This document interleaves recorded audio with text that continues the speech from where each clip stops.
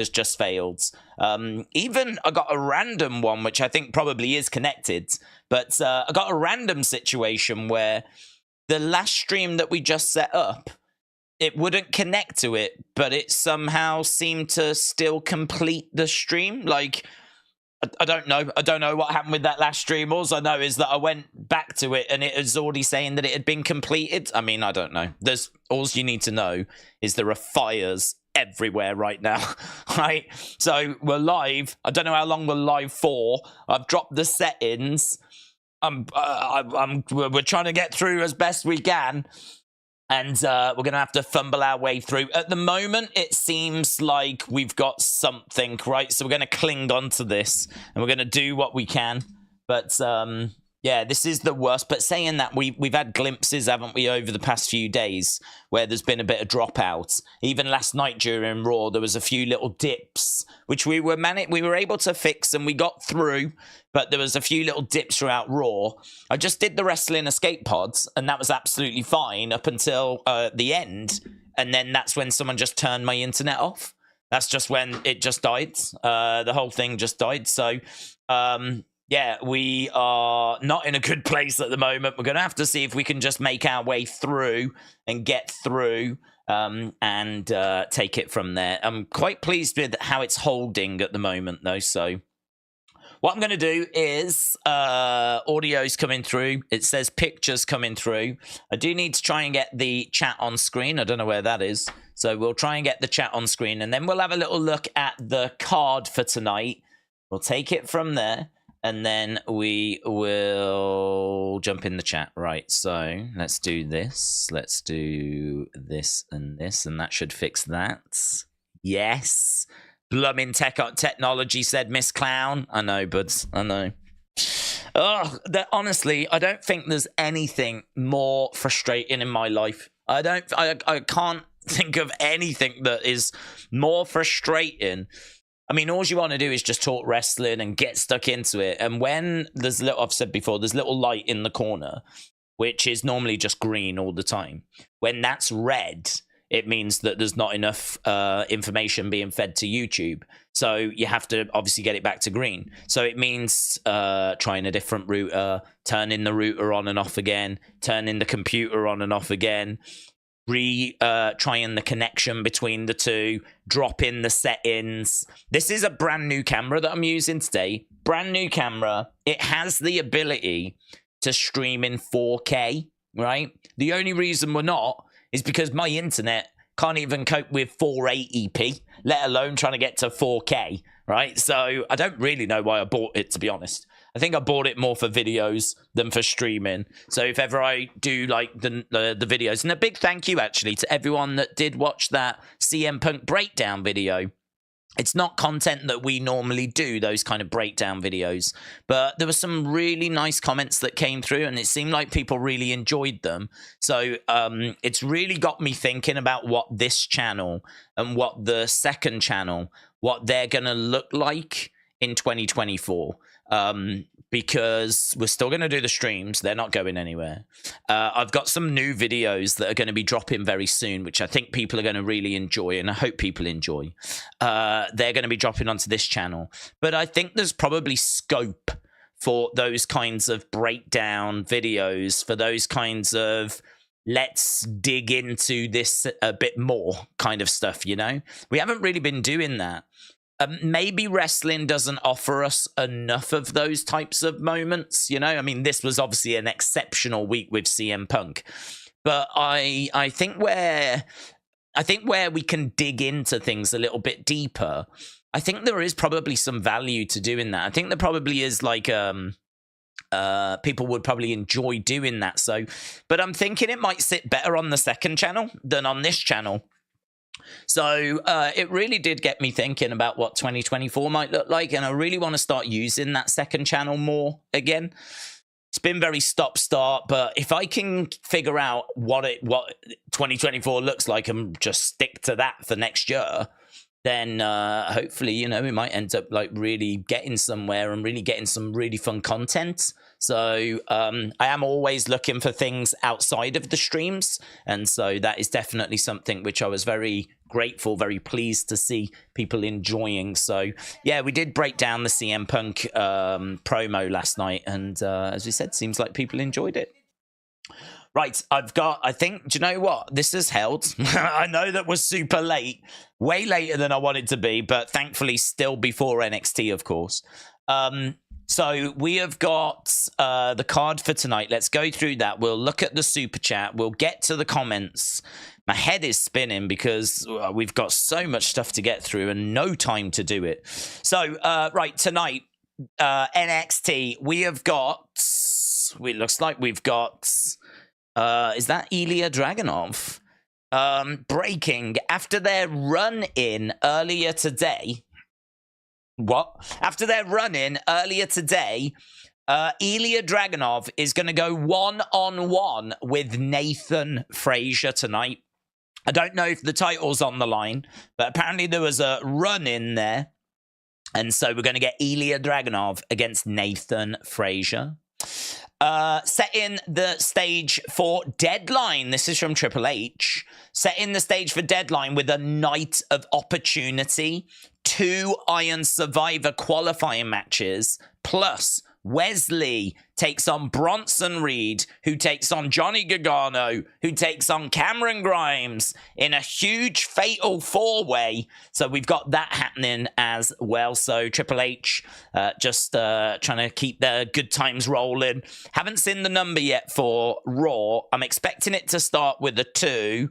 If it doesn't start with a 2, or if it's a 1-9, then fine. But that's really where I'm thinking it's going to be. We 4x'd the people that normally join us yesterday.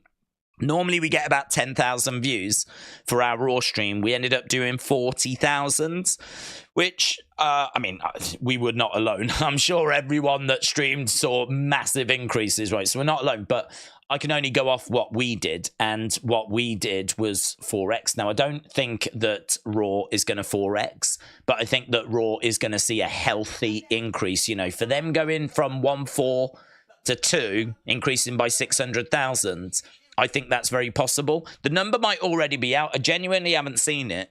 It might be out, and it might be like 1.7 or something, but I'm thinking 1.9, 2 million, that kind of ballpark, right?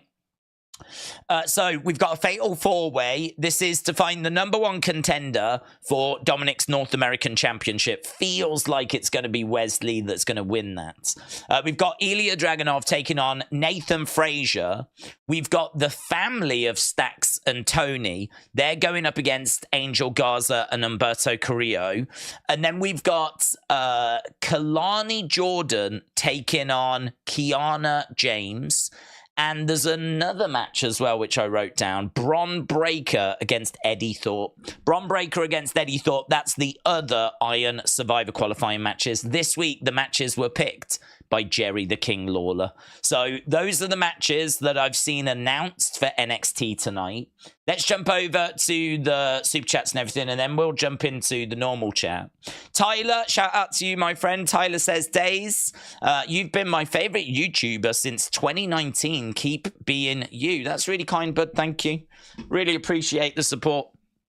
It's yeah, I mean, I feel like a broken record, but we don't take it for granted. And I think, you know, we've been doing this a while now, and we've been here during the good times. We've been doing it during the quiet times.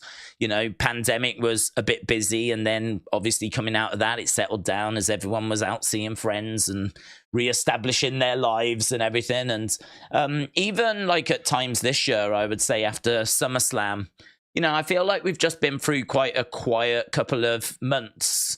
The shows have just sort of felt like there's no real Roman around. John Cena was about, that was nice, but just felt like endless Cody and Judgment Day segments and everything. This CM Punk thing has just woken everyone up. I mean, it is so exciting.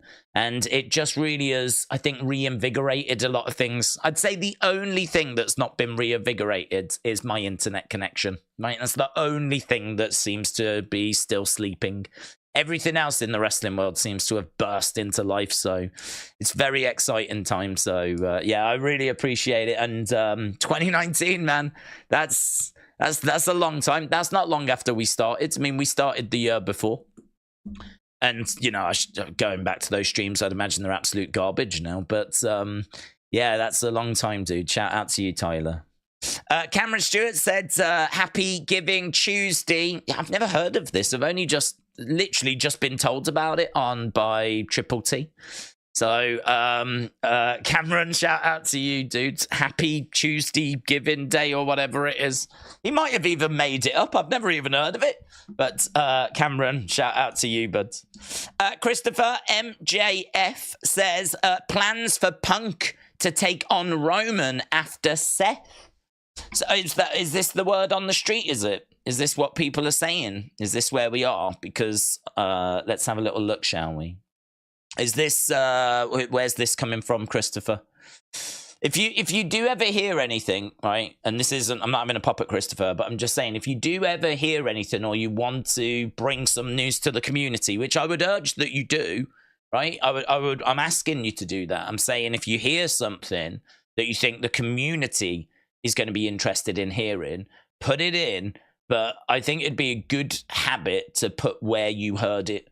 If you just in brackets at the end of it put, I don't know, Ringside News or PW Insider or Fightful or Sean Ross Sapp or Dave Meltzer, Wrestling Observer, House of Wrestling, Sportskeeda, whoever it might be, Wrestle Votes, then at least then it can point people in the direction to go to the source material. Because I've not seen that if you're telling me that that's like word on the street. So I'd be interested to look into that. And we get that quite a bit where people are like, oh, this is being rumoured. And it's like, okay, but where's it being rumoured? If it's John down the road, then I'm going to feel a bit different about it compared to if it's Sean Ross Sapp or if it's Wrestle Votes or if it's Better Wrestling Experience or whatever. So that might just be a good habit to get into as a community if we start putting the who it's by. So, Christopher, if you know, drop it in. I'd be interested to have a look at that and see what's being said. I want to have a look as well at, let me just quickly look at WrestleNomics on Twitter, because they tend to put up the results. SmackDown, Friday, FS1, 789,000 people watched it on FS1. Yeet. So not great. Not great at all. 1 million views. Orton hits a huge RKO to Dirty Dominic Mysterio. Now it's past 1 million views. CM Punk's return segment. Well, yeah, you'd imagine that. Doesn't look like the numbers come out if anyone's seen it yet. I'm just going down WrestleNomics, and there's no news on the Raw number yet, so we'll keep our eyes peeled for that. It may drop at some point. Brony said, if it came from Sports Illustrated, CM Punk against Roman will happen sometime in the future, but we don't know that it's going to be Punk's next feud after Seth. So it came from Sports Illustrated. Have a look and see what's being said then. Not someone that I tend to go to be honest, for news. They may have got it from somewhere. Sports Illustrated reporting there are plans for CM Punk to feud with Roman, but it won't be Punk against Roman at first. That spot belongs to Seth. Where is the original? Where's the original? Where's the source material that I'd like to go to? Will it be on their website, do we think? Sports Illustrated. Sports Illustrated. Inside the return of CM Punk. I'm guessing this is what it's going to be. It could be an interesting article, this. Could be some juice here for us to extract. So I can find it. Let's go back. Let's go in there. There we go. Let's have a little look at this, shall we? How long we got? Not long. Not long. Hopefully long enough. Right. Okay, inside the return of CM Punk, the impossible became a reality. This was 6 hours ago. So WWE signed the most significant free agent. Vince wasn't the driving force behind it. The new era of WWE was on full display with the return of Punk, who left in 2014. McMahon oversaw that clerical error, which he apologized for. That day took place of them getting back together on Saturday at Survivor Series. It was engineered by Triple H and Nick Khan. Levesque, head of creative, who is WWE president, has crafted an entirely different level of intrigue and excitement. Lovely.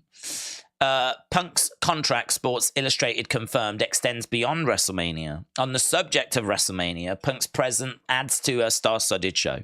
Although he didn't appear at WrestleMania 30, Punk will be part of WrestleMania 40. And it's possible that he's joined by John Cena, Brock Lesnar, and maybe even The Rock. Prior to Punk's return, the talent in the main event were made aware. We know this. A visibly upset Rollins expressed his frustration through words and actions. One of Levesque's most trusted performers, Rollins, was entrusted with the responsibility of establishing a new title, blah, blah, blah. To Rollins' credit, people bought into the story being told. Hang on. Levesque would not send Rollins out in front of an audience without informing what was going to unfold. To Rollins' credit, people bought into the story, generating significant interest. Okay. I've got a slight problem with this. Because they're saying, here, look. They're saying that Paul Levesque wouldn't send Rollins out in front of, without telling him first. That's fine, right? We believe that he did tell everyone, right? So I believe that Seth was told. But then here they're saying, to Rollins' credit, people bought into the story. They're implying that it's a work. But there's nothing here that says that it is a work. They're, I think, just, again, assuming that it is a work. It could be a work. We keep saying this, right? It's not a hill that I'm willing to die on. But they're saying like, oh, well, to Rollins' credit, people bought what he was doing and it generated a lot of interest. Well, yeah, they might have bought it because he might be actually upset. Like the point I made the other day was if you told me that someone I hated was going to come out after the match I'm going to have, then when he, like, you know, I'm going to have my match, I'm going to be fuming, I'm going to be bottling it up. I'm going to be thinking about it. It's going to be in the back of my mind. I'm going to be really frustrated. And then when he comes out, if I really don't like the person, then there's maybe a chance I'm going to let him know how I feel. So, again, you know, to Rollins' credit, people bought into it. It sort of implies that, yeah, I mean, look, we know this is a work. But it's like, well, hang on, it might be a work. Unless you've got any sources telling you different, there's a bit, to me, there's a bit of assuming going on here. There's a little bit of assuming going on. They're saying that because Paul Levesque told Rollins before, it must mean that what Rollins' reaction was a work. And I disagree with that. I don't agree with that. I can totally see a world where you would tell me beforehand something that I did not like. I then had a lot of time to stew on it. And then afterwards, and don't forget, Seth won't think or will know the camera's not on him. Seth will know the camera's not on him. Seth will know in that moment, and he'll see where the cameras are as well. The cameras are all with CM Punk. The footage that we've seen is fan footage from fan cameras. It's not, WWE didn't film that. So in Seth's mind, he can do what he wants. Randy Orton was sat on a chair in the ring. So in Seth's mind, he can do whatever he wants. He can say whatever he wants to say because there ain't no cameras on Seth. There's no official cameras on Seth. So I'm not a fan of this assuming, certainly not from something that's meant to be actual journalism. Right, there are plans for Punk to feud with Roman Reigns. Sports Illustrated has learned. Okay, I like that. I like that. That certainly implies that they've done some journalism. But it won't be Punk against Rollins first. That spot belongs to Seth. A feud between Rollins and Punk has got massive positives for both men. Punk can still wrestle at a high level, but his work will only be enhanced in the ring with a world-class blah, blah, blah. While it is not current favorite, I gotta be honest, right? I gotta be honest. That's it. That is it. That is it right there. I mean, I've gone to the actual source. I've gone to the actual article, and seemingly that is it. There are plans for Punk to feud with Roman, Sports Illustrated has learned. I would love to know more about that, please. I would love to know, how have you learned it? Who have you spoken to? When did you speak to them? How reliable is your source? Is it like a higher up in WWE? Is it someone in creative? Is it someone that drives the trucks that's just heard something in passing? I'm not saying this isn't true. I'm not doubting this news. I like the fact that it's not them speculating. They're saying that they have learned this news, so they've been told it by someone. But I think it's a bit disappointing to go to this article and not have that maybe explained a little deeper, you know? I do find wrestling journalism to be quite frustrating at times, with a lot of assumptions and a real lack of clarity about like where some of this information is coming from. All I will say is that, you know, there's every chance that this is from a very good source, so I wouldn't discredit it. I think it's the best we can go off, so I'm definitely leaning towards, okay, you're telling me this is the plan. I can go with this. But I would love it if they could have just given us a little bit more information on it. Because it moves on here. It won't be Punk against Reigns at first. That spot belongs to Rollins. A feud between Rollins and Punk is massive positive. Punk can still wrestle at a high level. It's very flowery, isn't it? It's very flowery. It's just right. I find it frustrating. Like, right, it's not going to be Punk and Reigns at first. It's going to be Rollins. Okay, well, how do you know that? Have you learned that as well? Have you been told this as well?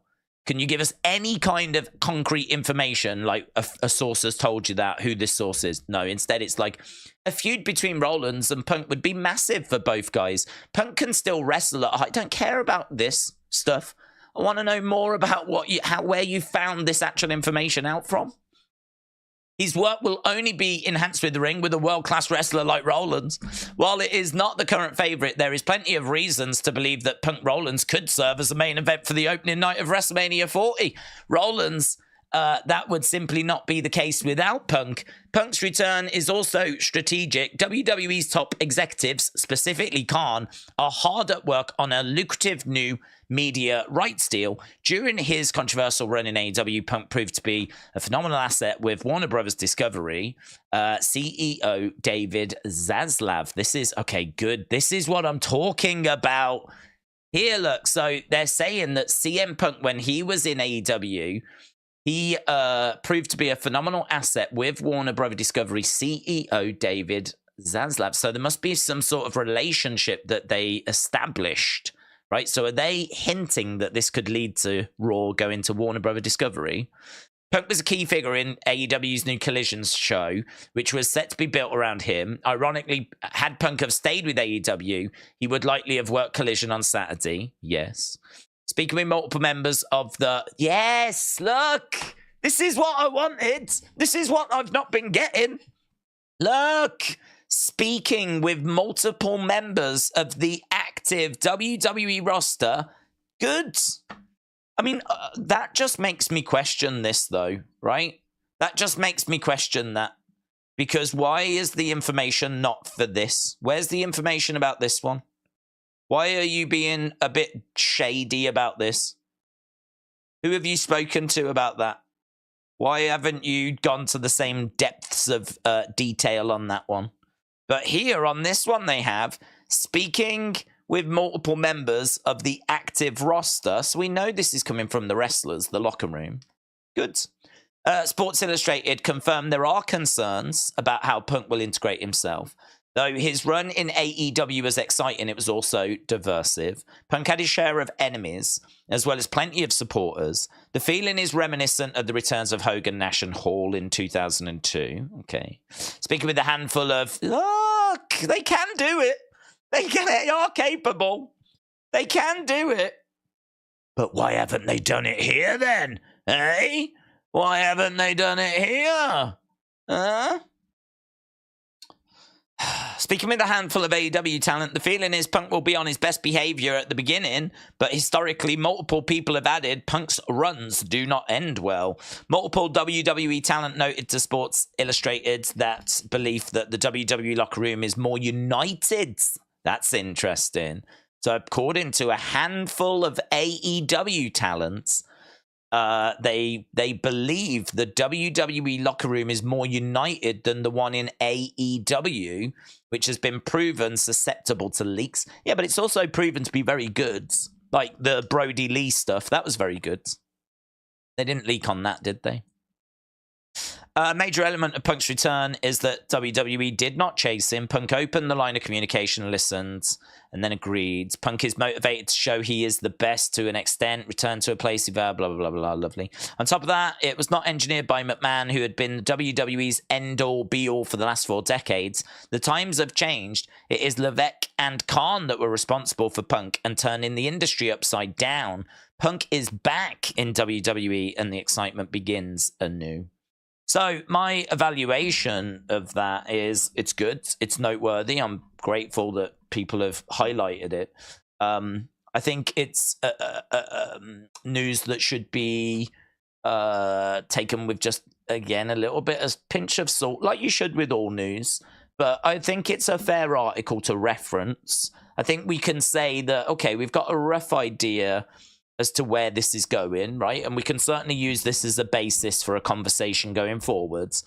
But I would just say, having read the article, I don't have loads of confidence in that source because they don't really give me much information there. They don't really give me, like, we spoke to this person or higher-ups in WWE said, you know? They're very sketchy on the plans for CM Punk. They don't really go into much detail there. It's literally just, we've learned this. This is what we've learned. And then they move on to saying they spoke to the locker room. So, yeah, you know, we got something from it. We got something from it. And it's definitely something worth being aware of. So, good. Jim said, any news from Sportskeeda should just be ignored. I think that was Sports Illustrated. That was Sports Illustrated, wasn't it? Is it Sports Illustrated? I don't even know where I clicked on. I think it was Sports Illustrated. It was, yeah, Sports Illustrated. Right, NXT is beginning. I don't have any sound for NXT, which is just the latest technical problem that I'm encountering, which is pretty wild, pretty fun. What a time to be alive. Raw ratings will be out tomorrow. The audience agency is getting Thanksgiving weekend ratings out first. Ah, okay. With Thanksgiving has disrupted things, has it? Appreciate it, buds. Okay, so we've got Stacks, and we've got Tony, and we've got Humberto, and we've got Angel Garza. They're all brawling in the entranceway. So we are up and running with this encounter. I don't know if this is going to lead to the match. I'm guessing it is, but the fact they got jumped is probably not a good sign. Oh, there we go. I do have some sounds now. Oh, is it this?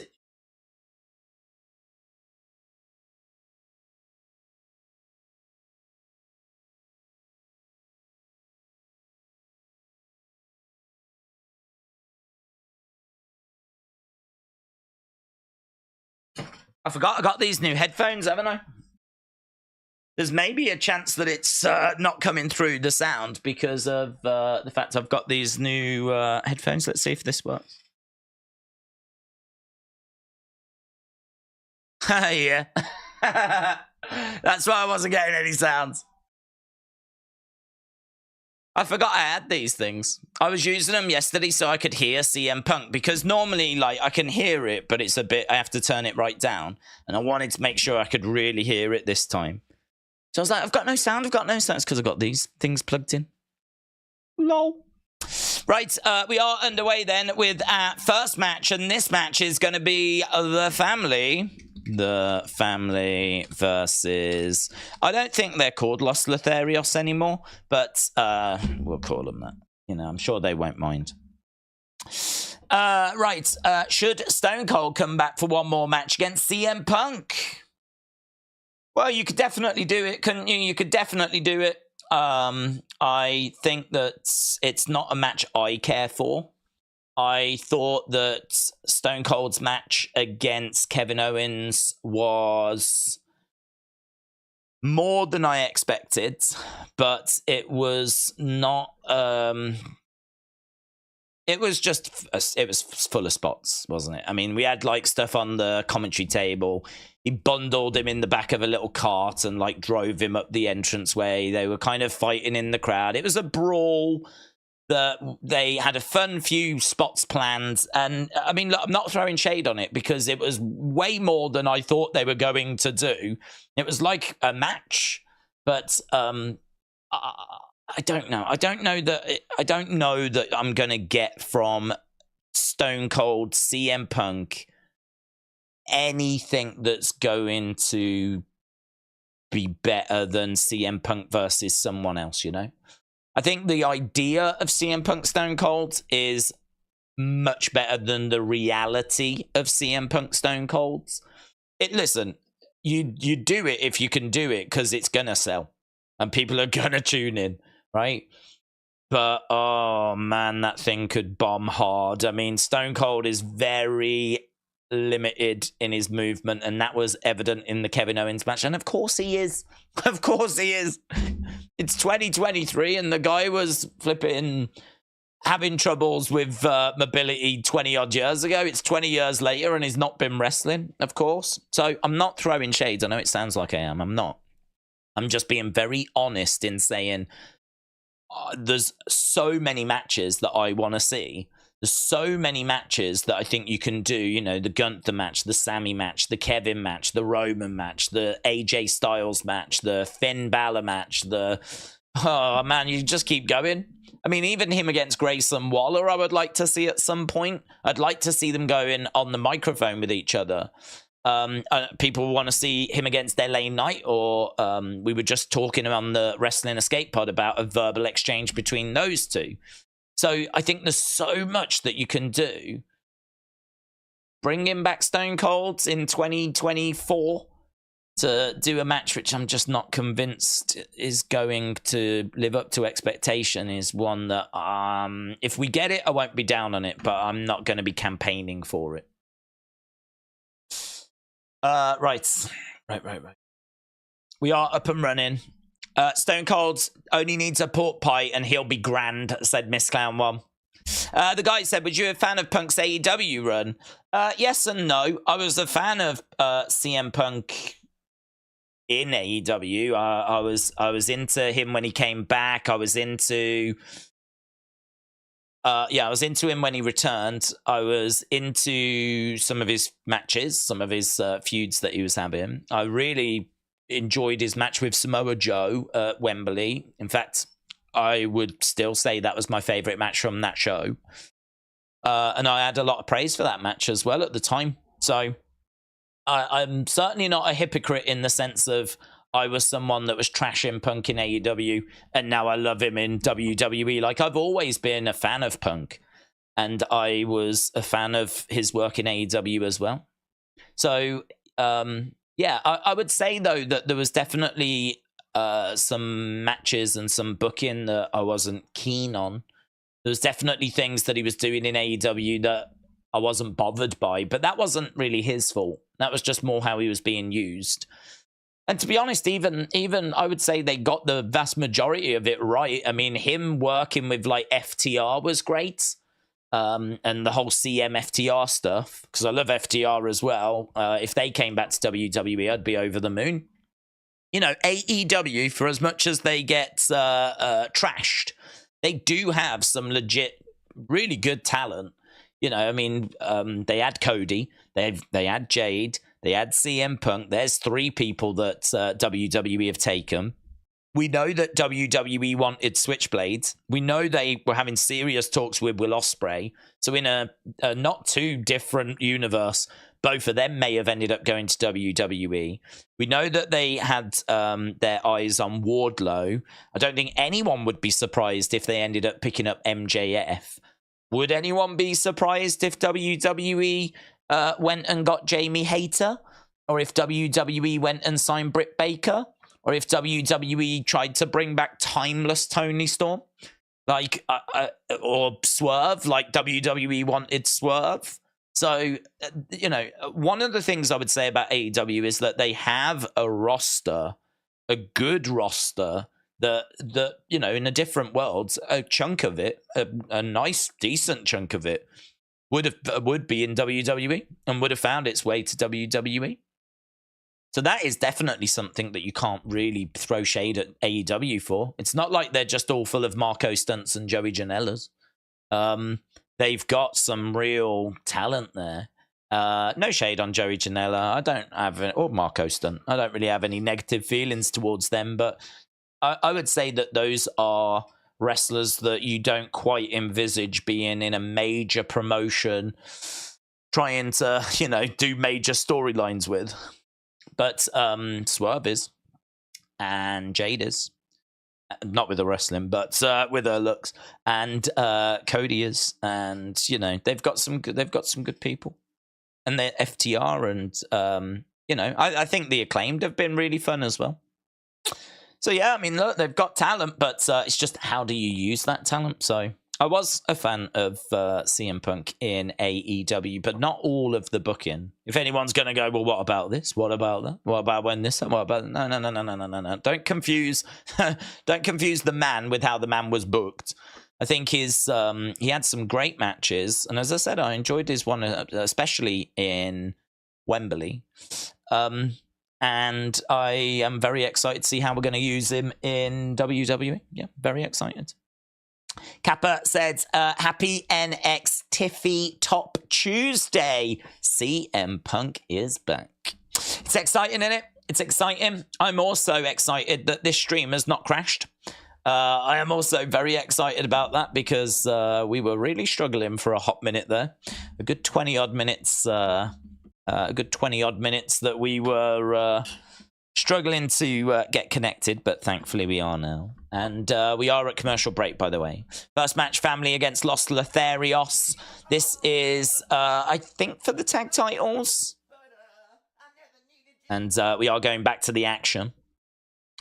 Big Time said, if Raw goes to TBS and TNT and AEW stays with Warner Brothers Discovery, is that beneficial? Raw has 12 commercials and AEW ads will flood it.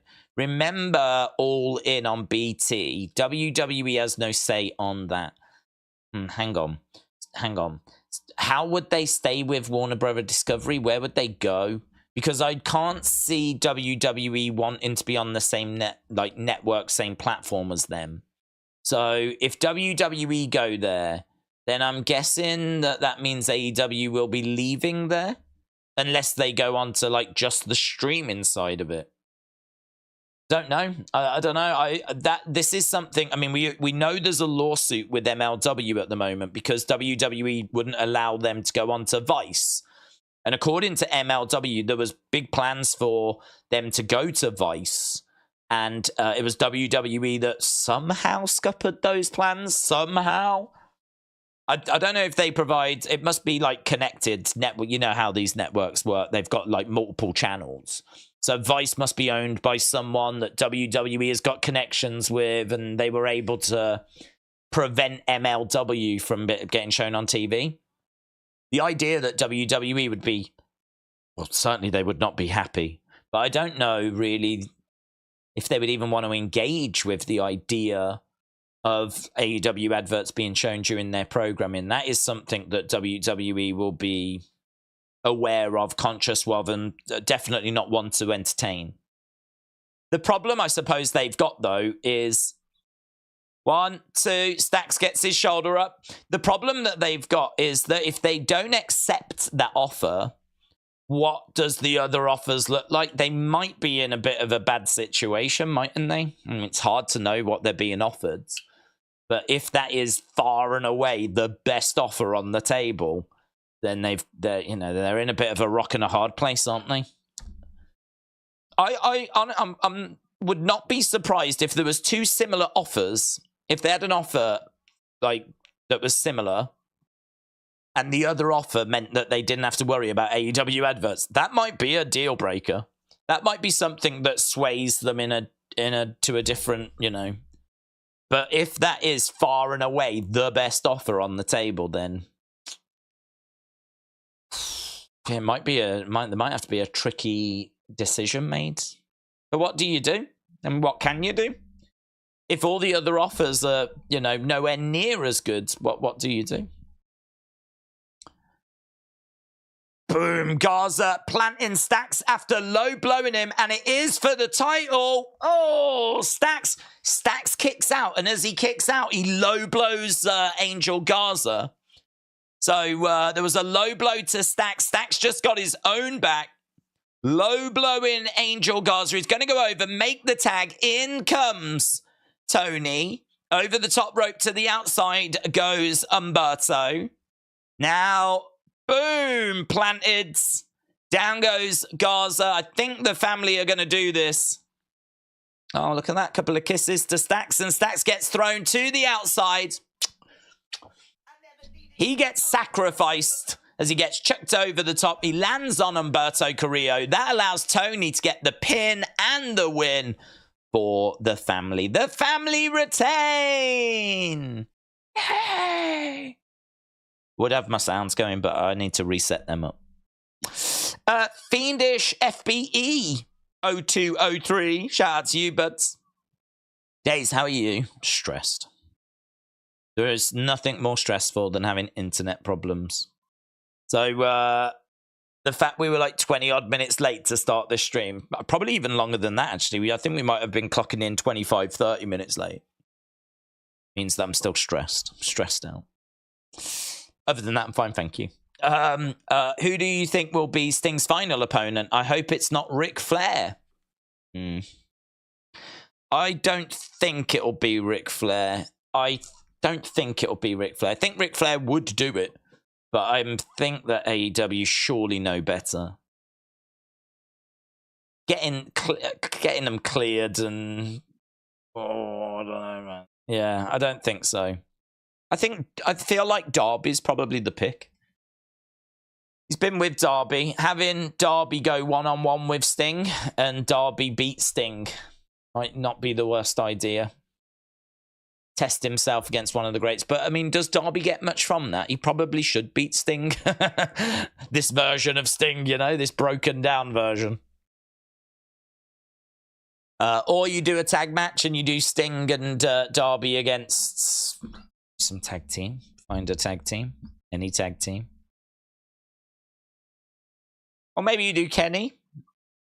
Maybe you do Bryan Danielson. But I don't know if Sting can go in a singles. I don't know if you do it as a singles or if you do it as a tag match. You'd have to sit down with Sting and see what he felt comfortable doing. This is Nathan Frazier and Ilya Dragunov face-to-face. Put in the chat what you think. Who do you think's going to be Sting's final opponent?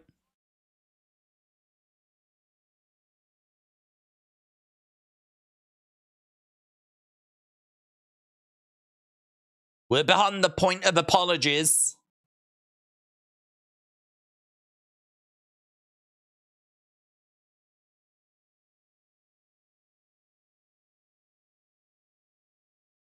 I know how to solve this. He's so intense. He must be exhausted all the time. Jerry Lawler's looking old, isn't he? He's looking ill and old.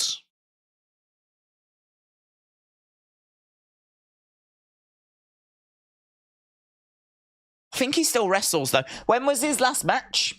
Let's have a look at Cage Match. When was Jerry the King Lawler? Because to me, he's starting to look frail. old. His voice is starting to sound a bit weaker. He might just be ill at the moment. I mean, he's ill a lot.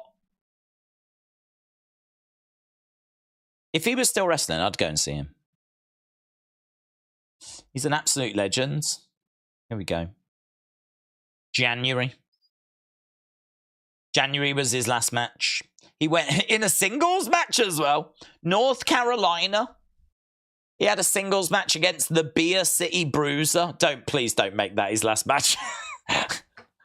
Please don't make that his last match. Hey, do you know, on the 15th of October, 2022, he had a singles match with Rowan. Did you know that? I didn't know that.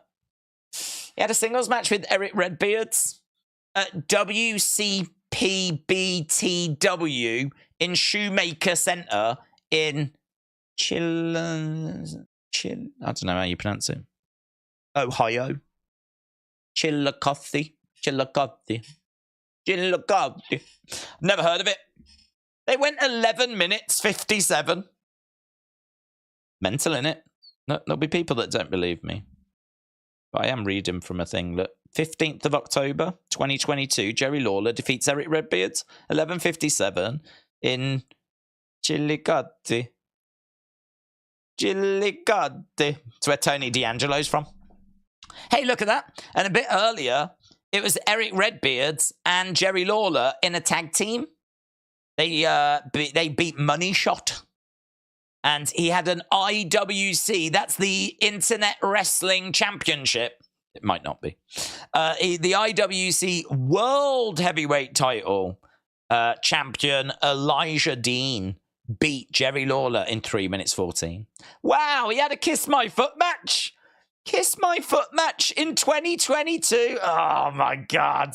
How old is he? How old is Jerry Lawler? Thankfully, he won. But that means that Simon Says... Stupid name. Simon Says had to kiss Jerry Lawler's foot. Ugh. When was that? When was that? Kiss My Foot match in 2022. Let's have a look. Simon Says had to kiss the foot of a 72-year-old man. Oh, that's a bad day, isn't it? What did you do at work today? Well, I don't want to talk about it. Have you got any mouthwash? I really don't want to talk about it. Jerry Lawler is 74. By the time that match happens, I believe he was 72, almost 73. And Simon Says lost a Kiss My Foot match to him. I need to Google Simon Says. I need to see his face. Simon Says, where are you? Simon Says, wrestler. Show yourself. Show yourself. This is apparently Simon Says. He looks like Anthony Fandango or whatever his name is, Fantano. You know, the needle drop guy. Is it him? Is he Simon Says? That dude that reviews the music. It looks like him. Simon Says versus the System at GLCW. Have they got that match against Jerry Lawler? Have they got the Kiss My Foot match? Videos. Simon Says versus... No. We are at commercial break, by the way. Here we go. Look, Jerry Lawler. Simon Says versus Ruthie J. Jerry Lawler promo. No, don't think there is. Oh, it's gonna be like Bret Hart and Tom McGrew. It's gonna be that lost classic. Everyone's gonna be like, oh, have you ever seen the Jerry Lawler Simon Says Kiss My Foot match? People will be tape trading it. Wow. Isn't it wild that he's still wrestling? Did you know as well in 2022, Jerry Lawler faced Scott Steiner? And in 2021, Bully Ray? Mental in it. I bet all of these matches were absolutely awful. I bet they were awful. Hey, he faced Scott Steiner in Florida. If he was to wrestle in Florida, even though he's like 70 odds, I would so go and see him. Some people just can't let it go, can they? They just can't let it go. Thing is like that. Ric Flair can't let it go, but Jerry Lawler absolutely can't let it go. Although he hasn't wrestled in 10 months. Perhaps it's the beginning of the end. For the King, Fiendish said, I know Seth hates Punk, but does Punk hate Seth? I can't remember CM Punk saying bad things about Rollins, or am I wrong?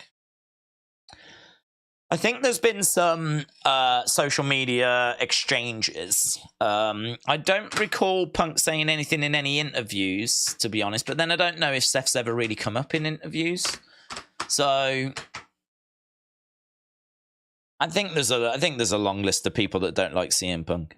I think the truth is, do you know what? Do you know? I don't know if you heard, but did you see that Ryan Satin is upset with CM Punk, which I think is really interesting because they used to be hosts. They used to work together on that WWE backstage.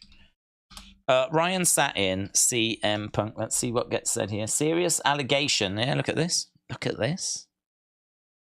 I need to make this window a bit better, but that's all right. Look, serious allegation made against CM Punk following return. This was 2 days ago. No, 2 days ago.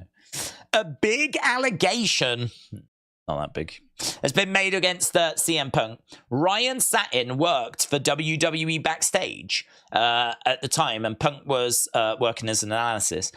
Fans might remember him out of character. Over the years, Satin hasn't shied away from expressing his feelings about Punk. Here we go. I just don't like him personally. The guy once threatened to punch me in the face and make my life a living hell because I couldn't convince my bosses at a huge news operation to kill a story for him. Should I still be a fan after that? Yes. Yes, you should. Because it's funny.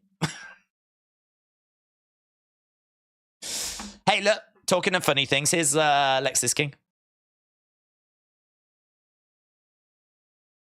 None of the legends selected you, Brooks.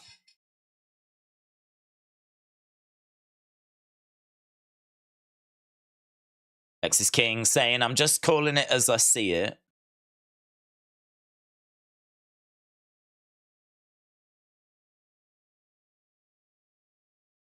You and your beard can take center stage tonight. Oh, shots fired. You and your beard.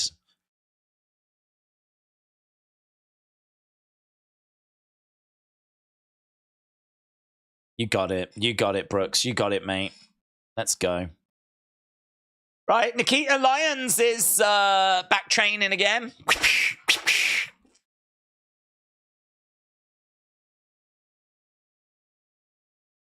So Nikita Lyons on her way back after suffering injury. Oh, there she is, actually.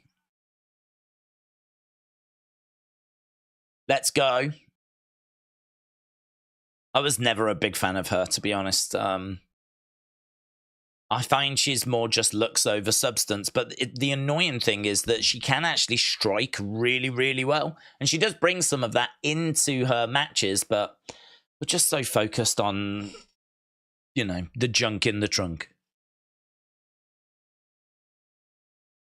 Hey, listen, you know, you gotta get a fan base however you can, but I wish we would focus a little more on the wrestling. All I wish. I'm all, you know me, guys, I'm all about the wrestling. I'm all about the wrestling. The guy once threatened to punch me in the face. Brilliant. Right, Daze, I tagged you in a tweet. It's breaking news that Raw deal is close to being done and an announcement could be made before Christmas. Warner Brothers Discovery is the favorite. Okay, let's go. Let's have a little look. Right, Kiana James is up now against Kelani Jordan. Who's going to win this one? I would like both of these to get into this match, to be honest. Don't really want either of these to not make it. Kelani Jordan against Kiana James, KJ against KJ. Wrestle World. We're being told. Who's Wrestle World? We're being told that Raw's next TV deal has been completed or close to being completed. Last we heard, there are 3 bidders. Warner Brothers Discovery looking to put it on TBS TNT. Disney looking to put it on FX. That'd be bad. It's not a... I think I've heard of the channel, but... and Amazon. I think Amazon would be good, man. I use Prime.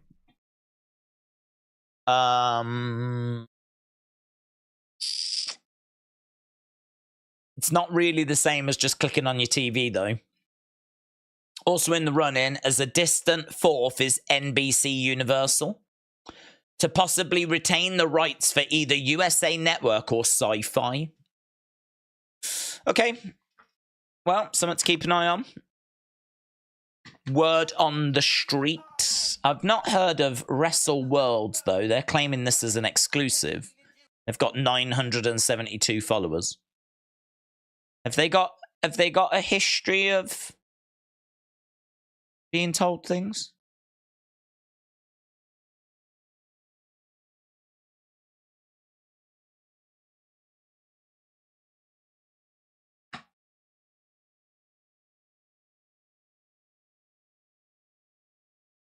They're saying this as well. Who are these people? They're saying... how do I move this? The story that's out there by Sports Illustrated is being misinterpreted.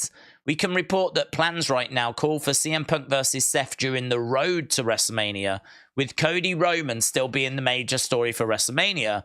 Punk Reigns is described as down the line. Yeah, we got that. I think we got that. We got that, didn't we?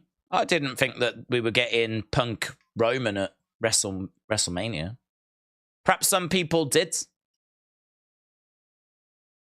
Where's Big Time? Have you used these before? Are they good? I've never heard of them. I'm just looking to see if they've got something right in the past. Kelani, chuck in Kiana out the ring. Did you see that Camille is a free agent on January 1st? Danielson was on the panel to fire Punk. That's interesting. Did he say...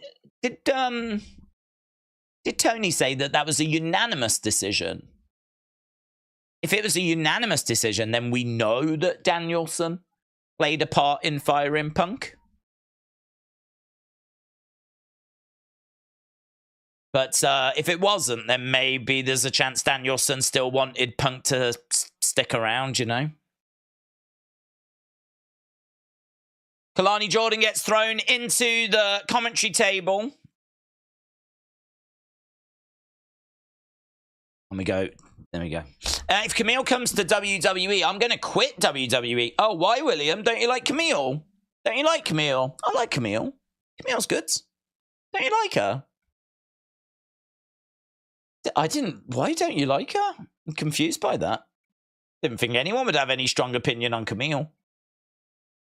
Cameron said, could we see Los Lotharios joining Santos now? We could do, yeah.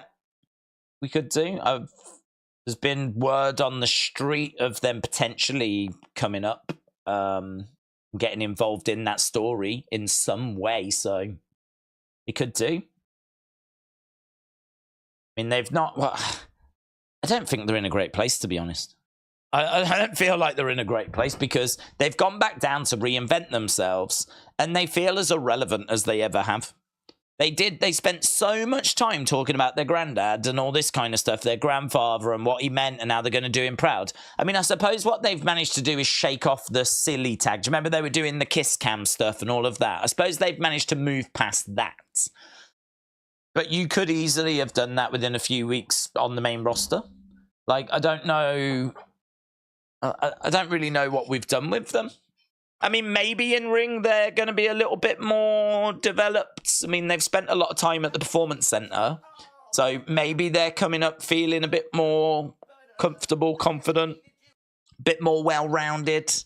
But certainly my impression of them has not changed. The booking, the way they've been used, I'm not like, oh yeah, let's get them up to the main roster. Oh God, I can't wait for them to come back. I don't feel that way at all. I don't feel like we've done much with them at all.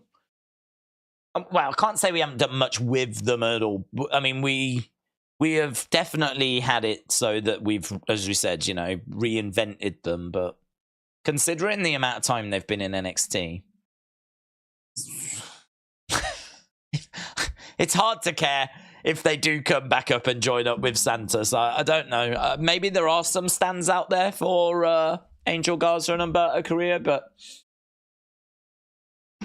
I am struggling to be one of them at the moment. William said we had a feud. Don't you remember Nick Aldis, Camille Union in NWA? I remember their union. I don't remember a feud.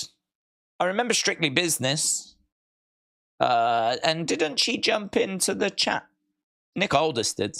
Nick Aldis knows we exist. That's cool. But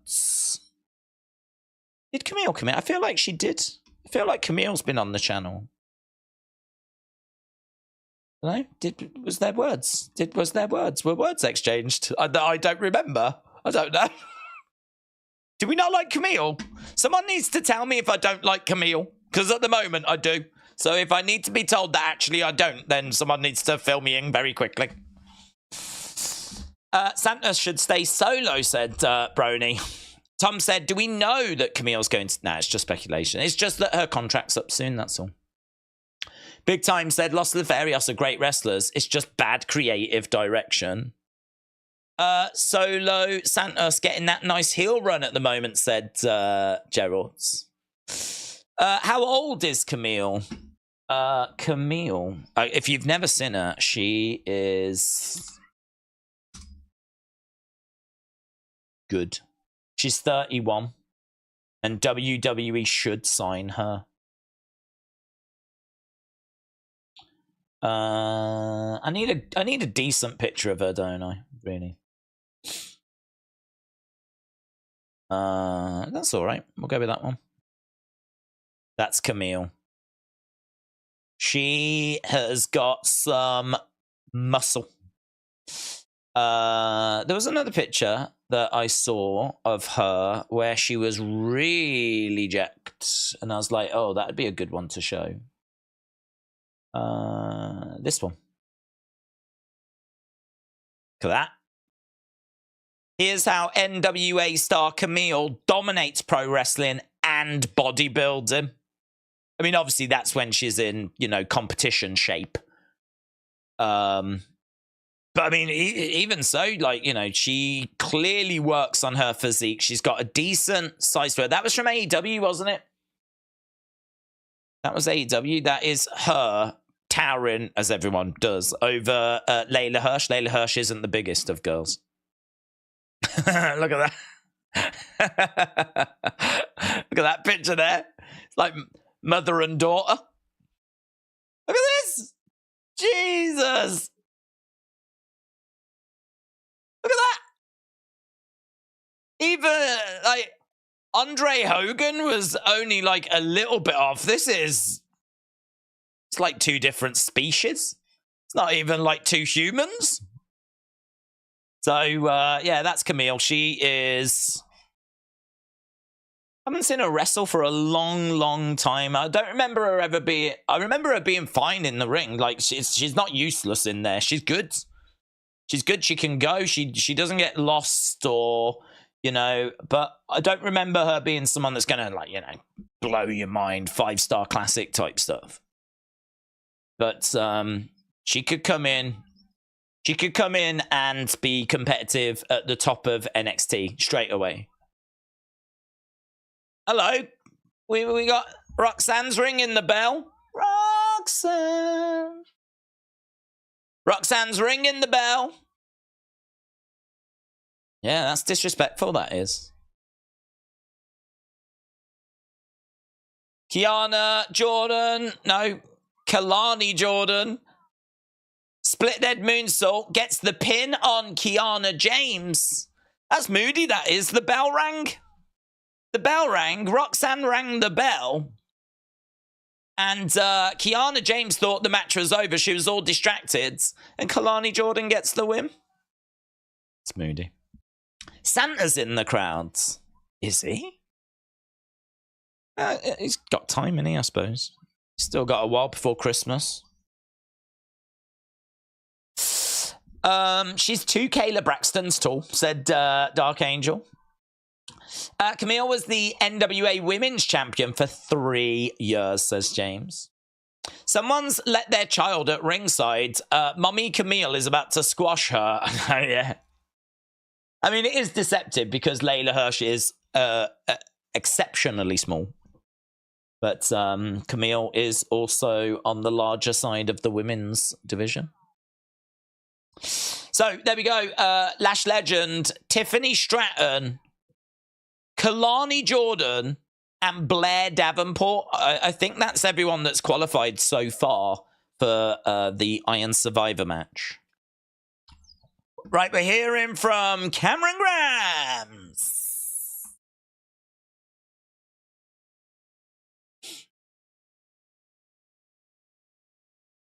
Cameron Grimes. So we're just seeing some footage of Cameron Grimes. We can see that Roxanne staring a hole into Kelani Jordan. God, I keep getting these names mixed up. Can't cope with that. Kelani Jordan. Kiana James. Staring a hole at Kiana James.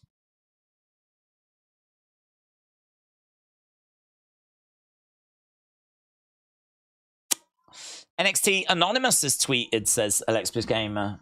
Thank you, my friend. I did just see this. It's like, did you tag me in it? I was tagged in it.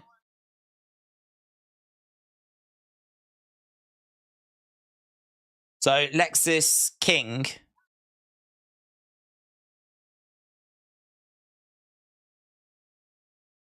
So it's one of those where you don't actually see an attack, but I'm guessing moments later he was attacked in that room, and there's Lexis King kind of going in. Mimi? Thank you.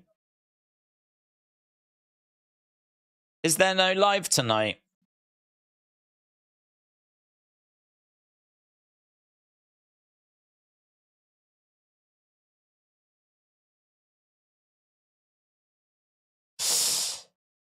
Right. Ooh, mixed tag match. Metaphor Alpha Academy. Thank you. Mixed tag match. Right, coming up next, Andre Chase breaks his silence. Let's go. Andre Chase breaks his silence. Coming up next. William said Camille is what Rhea protests to be. Camille can actually power slam Nia, which would be amazing. Yokozuna, Lex Luger, women's division recreation. We need to do it on the USS Intrepid as well. We need to go back on the ship, baby. We need to go back on the ship. Right, I think we're about to go back to commercial break. God, so many commercials. So, Cameron, shout out to you. I think it's a good shout. We could see Los Lotharios making their way up to the main roster. Mitchell said, I've sent you a DM. Can you help us decide what sitcom character drafts? Oh, who won the sitcom character drafts? For fun, okay. Into that. So you did a, okay, let's have a little look. I might not know all these. Let's have a little look. Where are we?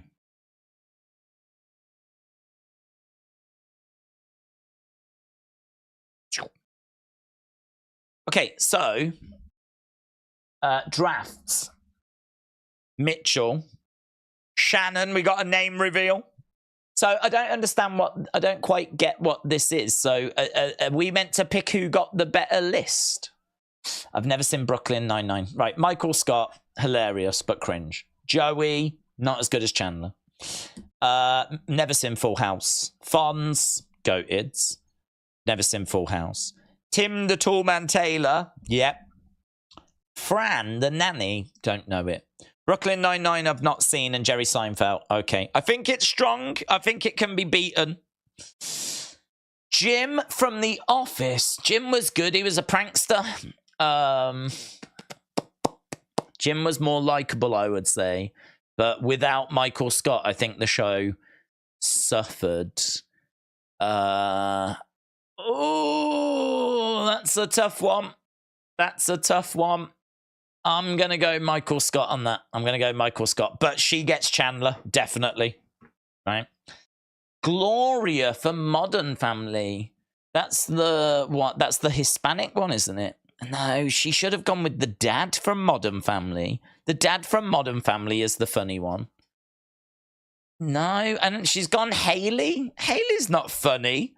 Haley doesn't do anything interesting. It was the dad. The dad was the... She's dropped the ball on both of those picks. Don't know Brooklyn Nine-Nine. Literally nothing good came out of Big Bang Theory. Eve from Last Man Standing. Don't know Brooklyn Nine-Nine. Dwight. I think she's got desperate, to be honest.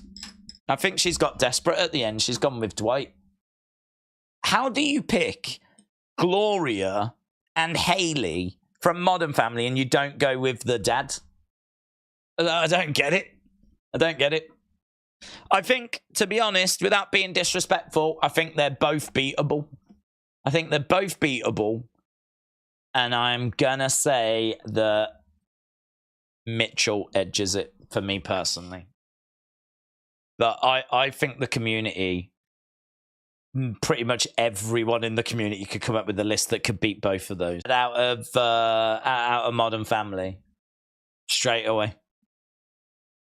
And I don't know if I can have English sitcoms, but I mean, you know, I'd definitely be looking at like Del Boy from Only Fools and Horses. Definitely be looking there. I think Chandler was a good pickup. I'd want Frasier. I'd want Frasier. Frasier's hilarious, man. I'd want Frasier. Chandler was a good shout. Thingy from Parks and Rec is really good. The woman out of Parks and Rec. She's funny. The dude in Parks and Rec's better, though. I forget his name. He's funny. I think I could beat both of them. But I'd have to give it some thought. But in all fairness to you, though, you've took a lot of the big hitters in the sense of you've had the Fonz, you've had Chandler, right? You can't really argue with those picks. You've had Seinfeld from Jerry Seinfeld. I mean... If all of these become void now, you have took some big hitters between you. I'm giving you credit on that. Dougal from Father Ted. Where's Frasier? Where is Frasier? They didn't even have Niles. Right, here we go. Look, we've got Andre Chase. There needs to be some answers, doesn't there? Needs to be some answers. Just like we need answers here as well. How did you and your girlfriend not have Frasier? Right, what's he going to say?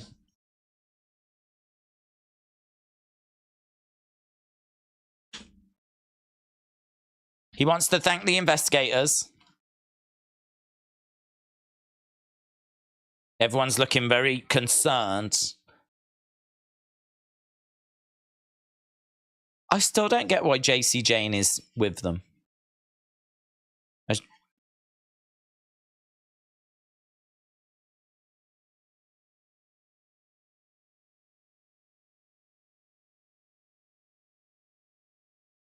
Yeah, Andre Chase under investigation.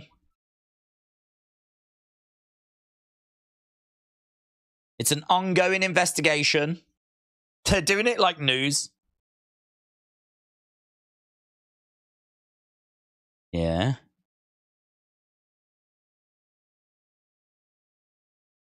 Gambling.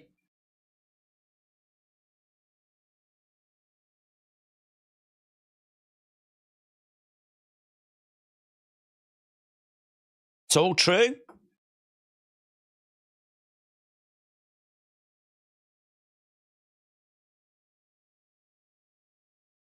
Oh, Thea Hale can't believe it.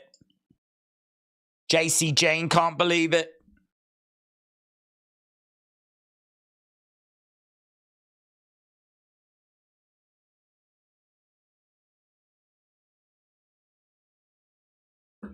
Andre Chase says he is taking full responsibility. So it's a significant amount of money that's gone missing from the funds of Chase U.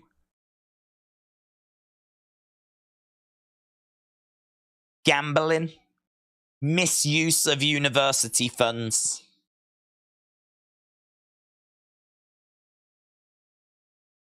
What does it mean for the university?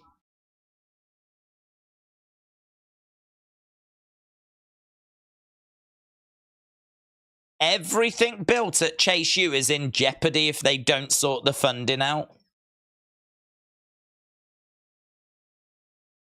You should go and see Vince. Vince just got like 700 million. Sold just a small amount of his shares, didn't he? Well, there we go. We've got our answer. It's I thought it was going to be that he was sending Dinkle pictures to the female students. I thought it was going to be that. Turns out he's just done a bit of gambling and misusing of funds. Who hasn't? Right, here's Bron Breaker. Is that a spoof of Trump, you said Hagen-Dazs. I don't know enough of Trump University to be able to comment.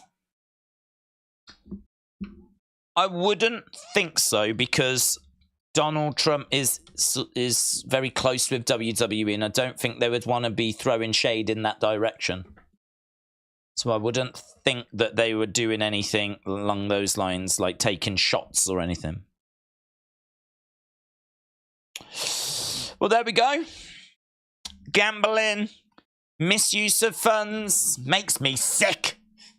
We need to get back to the important thing, though, and this is the disgrace that is these two lists.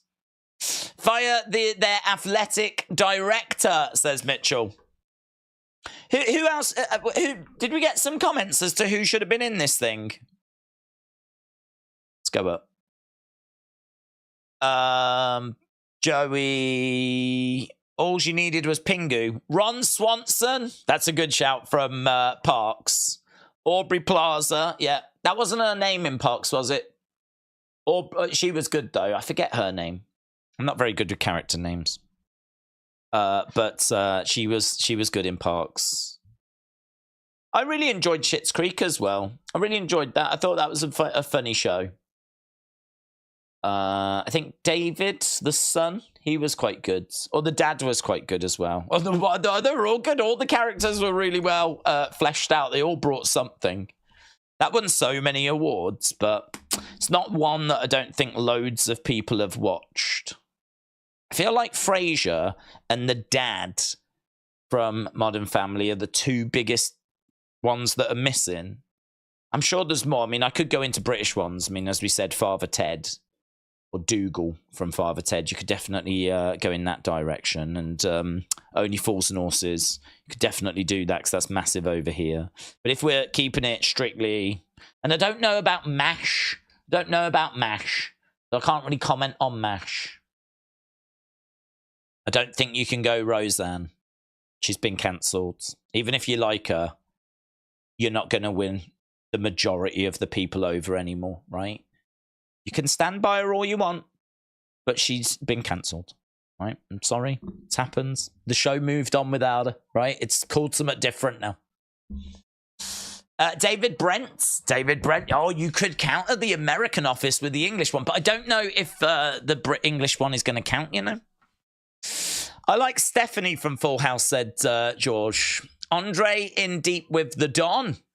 Chase didn't say that he did the gambling. He hinted at Duke and Shades. Andre is taking the high road, said Tritanium Cascades.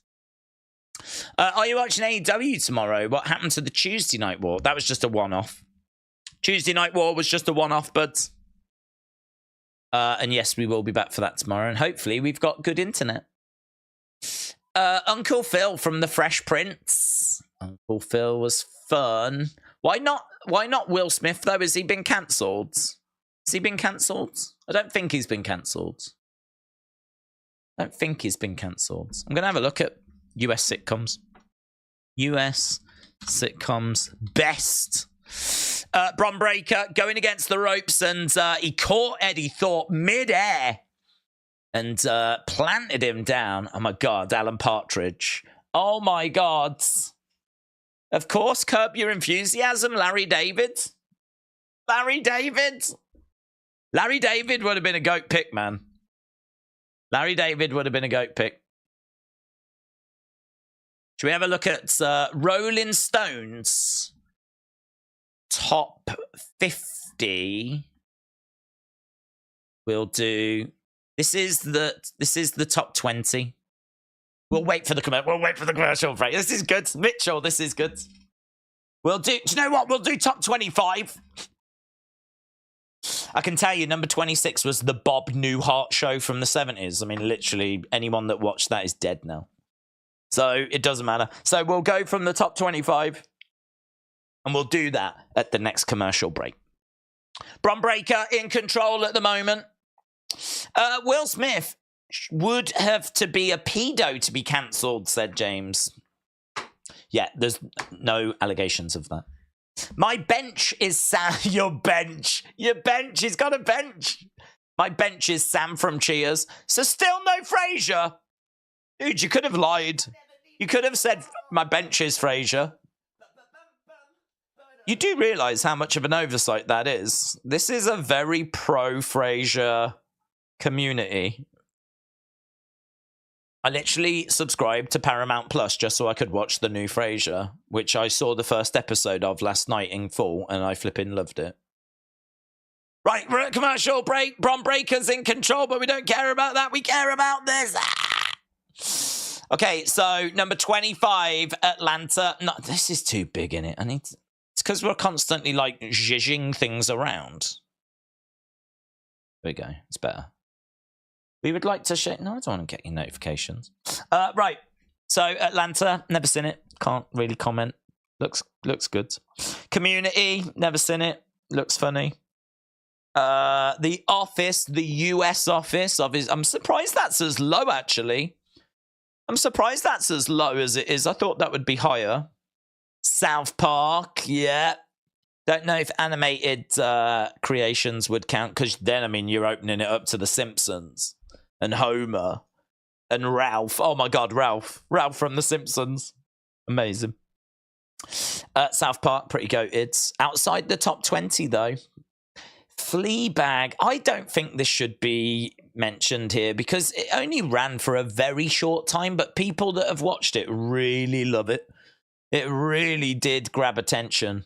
But it's really, I think it's only 2 seasons long, and like, because it's British, it's like 6 episodes a season. There's less than no episodes. It's like half a season of an American show, so but 2 series long. So I don't know. I'm not sure about that. I've seen clips of it. It is good, but never seen BoJack Horseman. Ran for 6 years. Really? Number 20?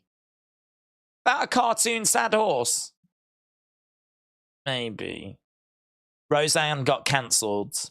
And how interesting, no picture of Roseanne there. I was always really confused by her. I could never quite decide if she was attractive or not. This Darlene woman. I don't know. I couldn't tell. Is she attractive? I think she is. Darlene. Sarah Gilbert, it says. I know it's not what we're talking about, but just as I'm looking at her now, I'm confused. I think she is. I think she was. She's probably not now. 30 Rock. I saw this. I wasn't a fan. Didn't think it was very good. Taxi. Oh, you could have had Andy Kaufman. Oh, my God. Oh, you could have had Andy Kaufman. Oh, God. He's in mine. Andy Kaufman's in mine. If you had Andy Kaufman in yours from Taxi, you immediately win. And because of the connections to wrestling, there he is, look. And we were looking at Jerry Lawler earlier. One of the most famous feuds in wrestling history. If you had Andy Kaufman, you win. Done. Simple as that. Done. You won. Game over. That was it. Okay, things get awkward though. Things get awkward. Some of these pictures are more interesting for who's not being shown, aren't they?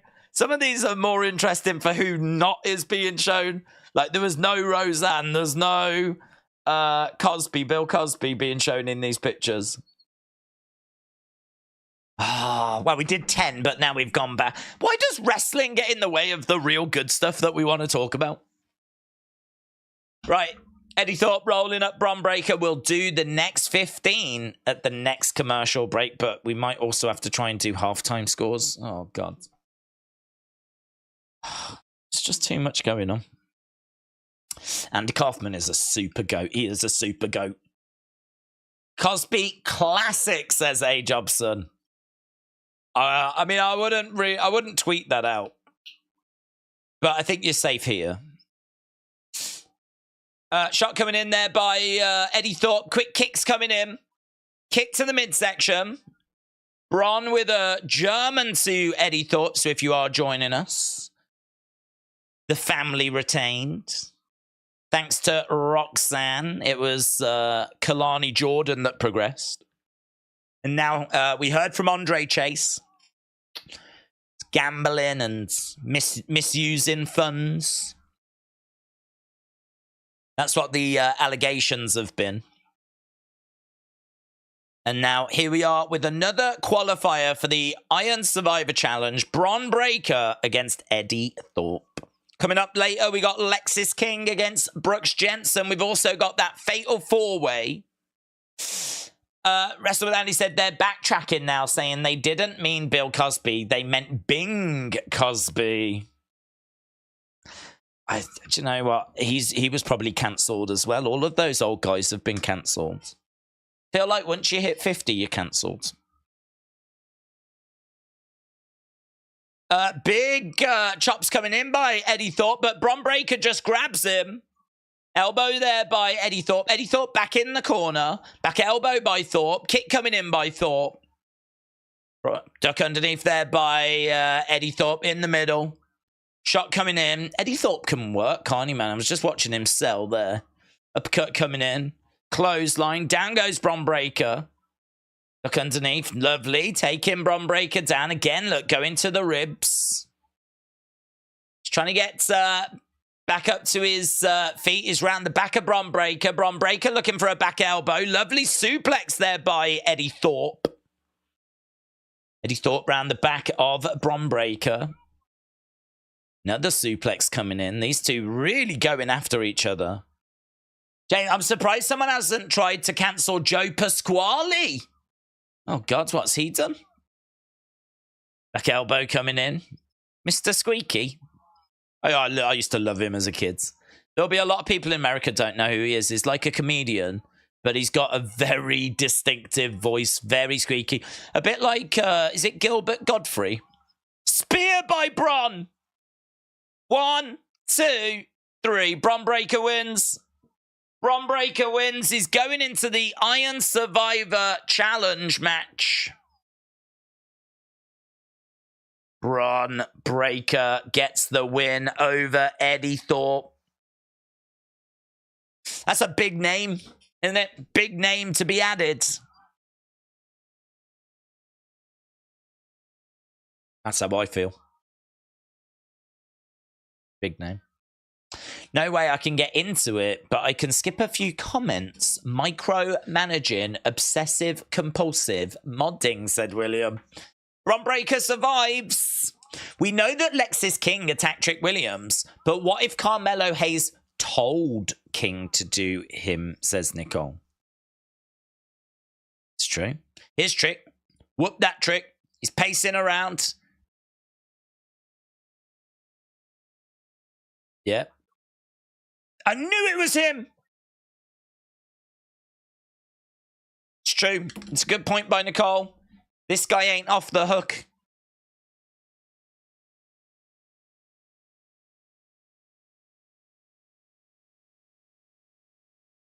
We're going to make him pay.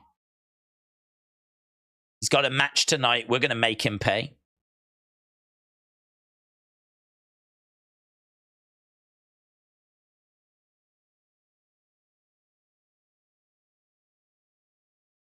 I've got to be smart, says Trick.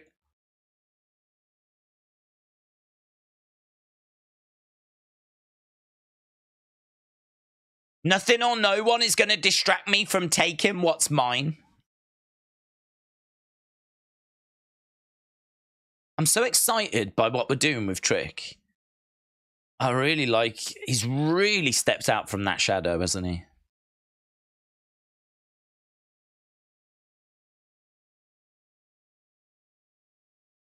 We don't have to jump people from behind anymore. We're past that. We are. We are. King will get his. Okay. Right, we're in the women's locker room. Is Roxanne. Oh. Ava?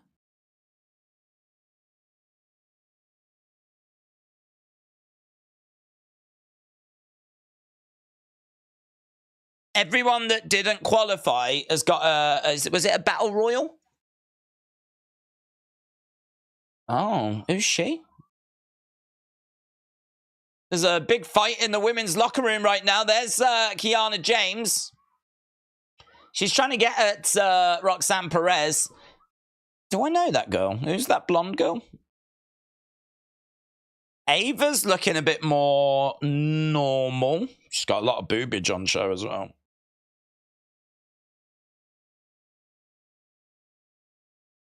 Don't know how The Rock's going to feel about that. She wouldn't be wearing that if she was my daughter.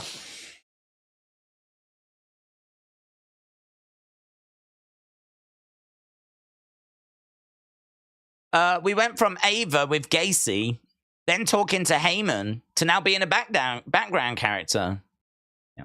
But with her boobs out. Big Time said, I remember seeing Trick before he stepped up and thought, who is this generic guy? He stepped up, man. He stepped up. J-Love said, it'll be a rock bottom to you. I'm the one that's trying to save her innocence. I'm the one that's pointing these things out, saying it's not right. And I'm the one that gets punished. Here's Ilya Dragunov making his way out. He's going to be in action, taking on Nathan Frazier. I've come to the conclusion that any wrestling show that doesn't have CM Punk is just rubbish. That's the conclusion I've come to. This is rubbish. There's no CM Punk on this show. How am I meant to care about wrestling if it doesn't have CM Punk on it? I've lived like 72 hours of nothing but CM Punk, CM Punk, CM Punk, CM Punk, CM Punk. And now I've got to try and watch a show that doesn't have him on it. And there's no prospect of him being on it tonight. It's very difficult. Very difficult. It's very difficult to care. Do we do halftime scores or do we look at the top 15 sitcoms? Let's do a quick poll. Quick snap poll. Halftime scores. Halftime or sitcoms. Quick poll. We'll run it for like a minute. And whatever it is, that's what we do. Vote, vote, vote, vote, vote, vote, vote, vote, vote, vote, vote, vote, vote. We'll run it for a minute. As soon as it stops saying like just now. So it's either halftime scores, yeah, which we do love doing. We do love doing them. Or we look at the top 15. We got to number 16, which was the Crosby Show. I didn't hear Court of Personality. Even if I don't hear Court of Personality, have I even watched a wrestling show? Said it's a good point. It's a good point. Maybe we should just play it. Just play it regardless.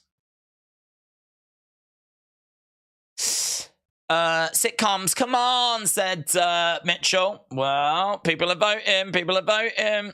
Vote, vote, vote, vote, vote.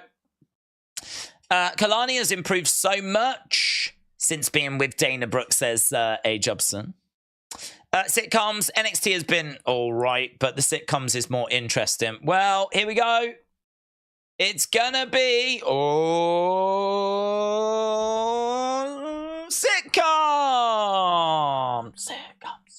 Right, top 15 then.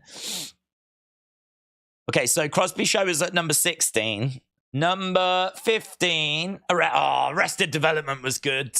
Do you know, it's funny, I'd never heard of it. And then I went round to a girl I was seeing at the time, went round to her place, and she was like, oh, do you want to watch this tonight? And I was like, if you want to, right? And so she put it on, and I was like, oh my God, this is so fun. This is really good. I think we were meant to be like going out and meeting up with friends, and I was like, should we just watch one more episode? We stayed in and just like hammered the first season. It's great. I think it did lose its way, obviously. I mean, this first run, 03 to 06, brilliant. Once they started doing stuff on Netflix, I'm not sure. But yeah, you could probably go with some of them characters.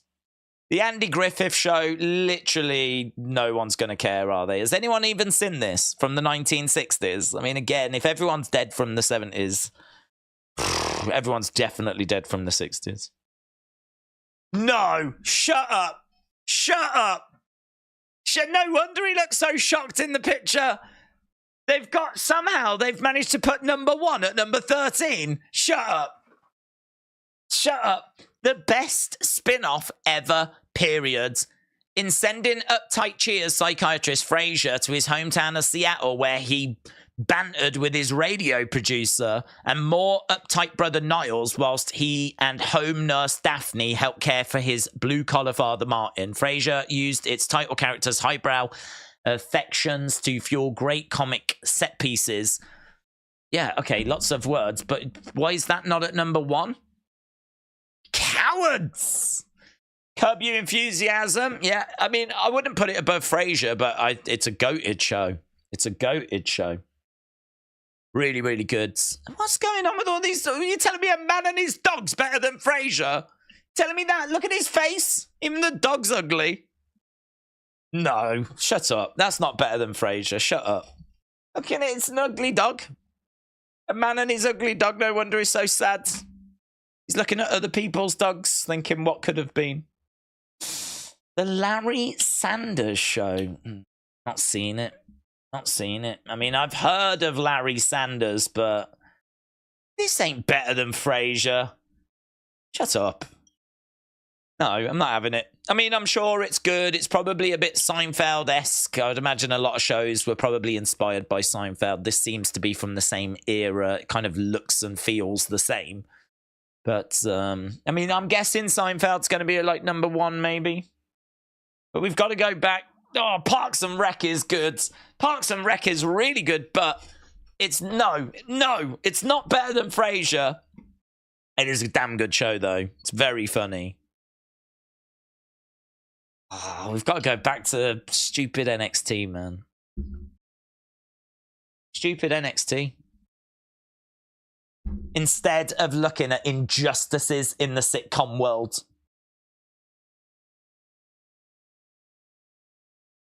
Legit angry. Larry Sanders was excellent, says A. Jobson.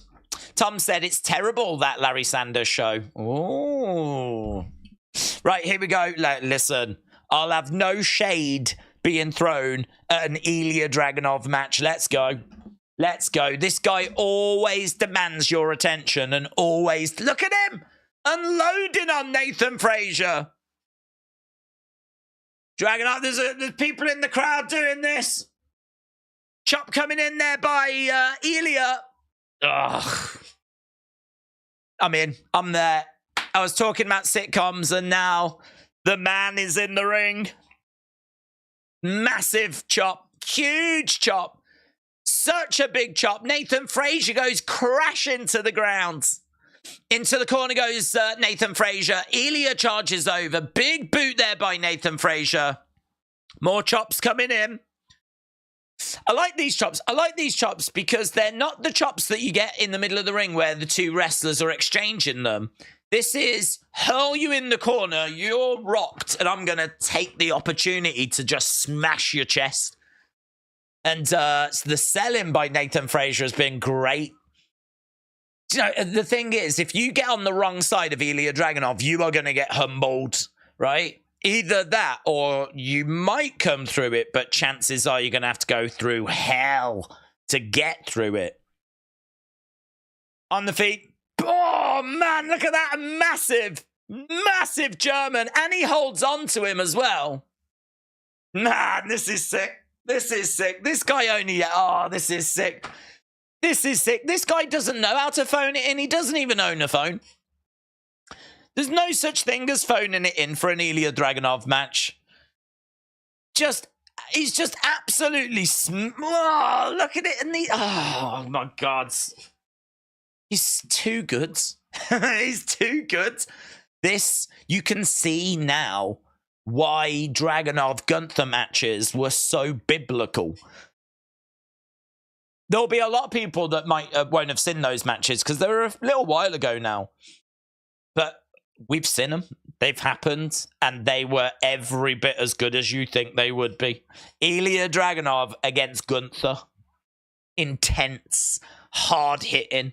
Both guys digging deep. The drama. The emotion. Shot there by Nathan Frazier. Tuck underneath by Nathan Frazier. Big knee strike by Nathan Frazier. Lands it on Ilya Dragunov.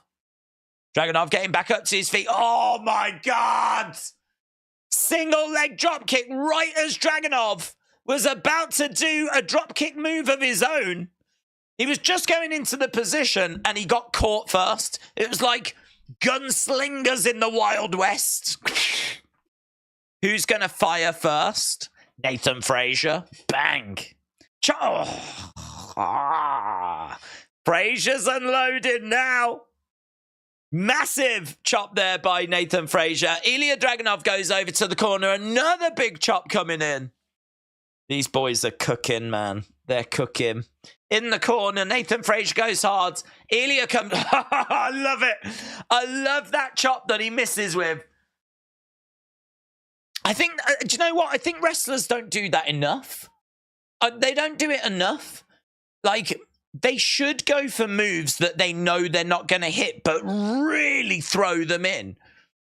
Because it just sort of plants the seed of like, oh, imagine if he had got that. Plus also it makes you think, wow, the ones he was landing, they must have been intense. I think there is real benefit during a match to throwing and missing and really putting a lot behind it. Because he just missed with a chop there. And it looked horrific. Like if it had landed, it would have took Nathan's head off. Nathan lands on his feet, goes over against the ropes. Goes through a clothesline, goes over the other sides. Oh, he's managed to outmaneuver Dragunov. Plants him down. 1, 2. Oh, wow. Do you know what? This might be the best match I've seen in a hot minute, man. Going up. Oh, twisting splash there by Nathan Frazier.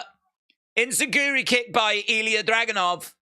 Grabbing Frazier, looking to powerbomb him down. It's going to go for the H-bomb. Ah, finish him. 2, and he gets off him.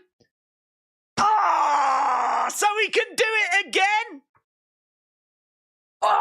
Ah, one more time. One more time. One more time. One more time. Oh. Ah, I'll make you humble. Ah, say my name. Ah. Oh.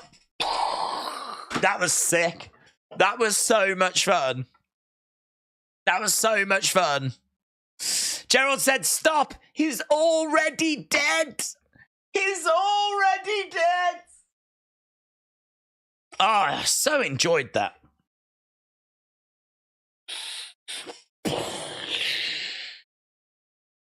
I love how, like, they just proper throw it in. I mean, you can see how red their chests are.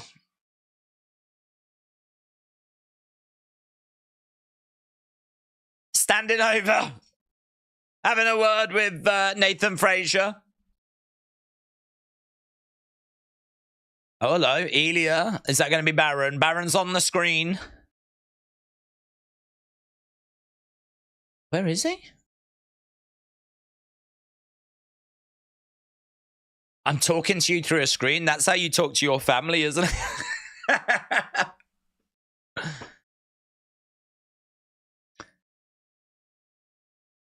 You beat the living hell out of him.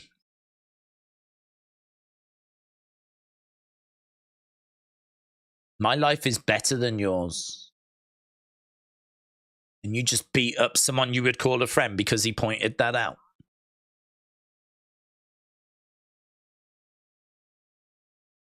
It's going to be good. I hope Baron Corbin doesn't come down with cringe ring gear. I hope he comes down with something that looks classy. I like his theme. I like the Titantron. Burn the ships is cool.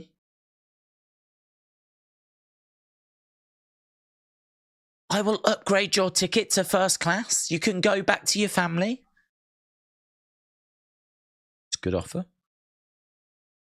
First class is expensive. Next week, we'll be face to face. Enjoy your night, champ. There's a dude in the background really singing the music. He absolutely loves Baron Corbin's theme. He's singing his heart out in the background.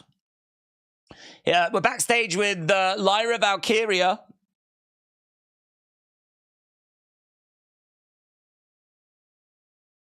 Tiffany's the big favorite.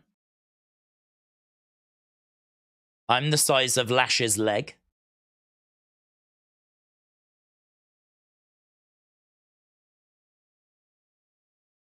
Blair Davenport, very dangerous woman.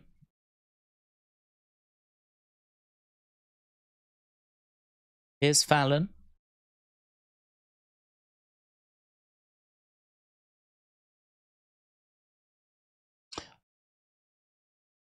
So Fallon Henley is here saying, I will win the Iron Survivor.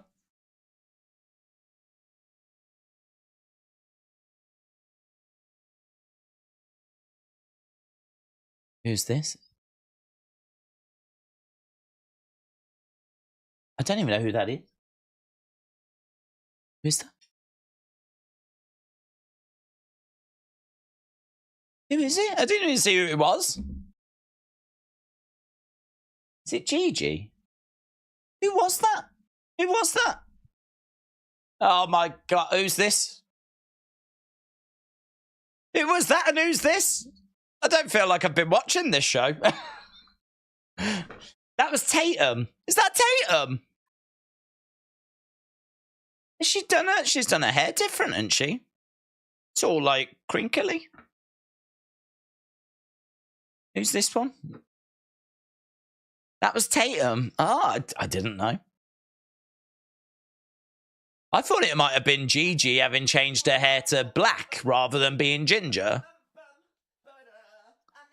Who's this boomer? This woman's got a black belt in karate.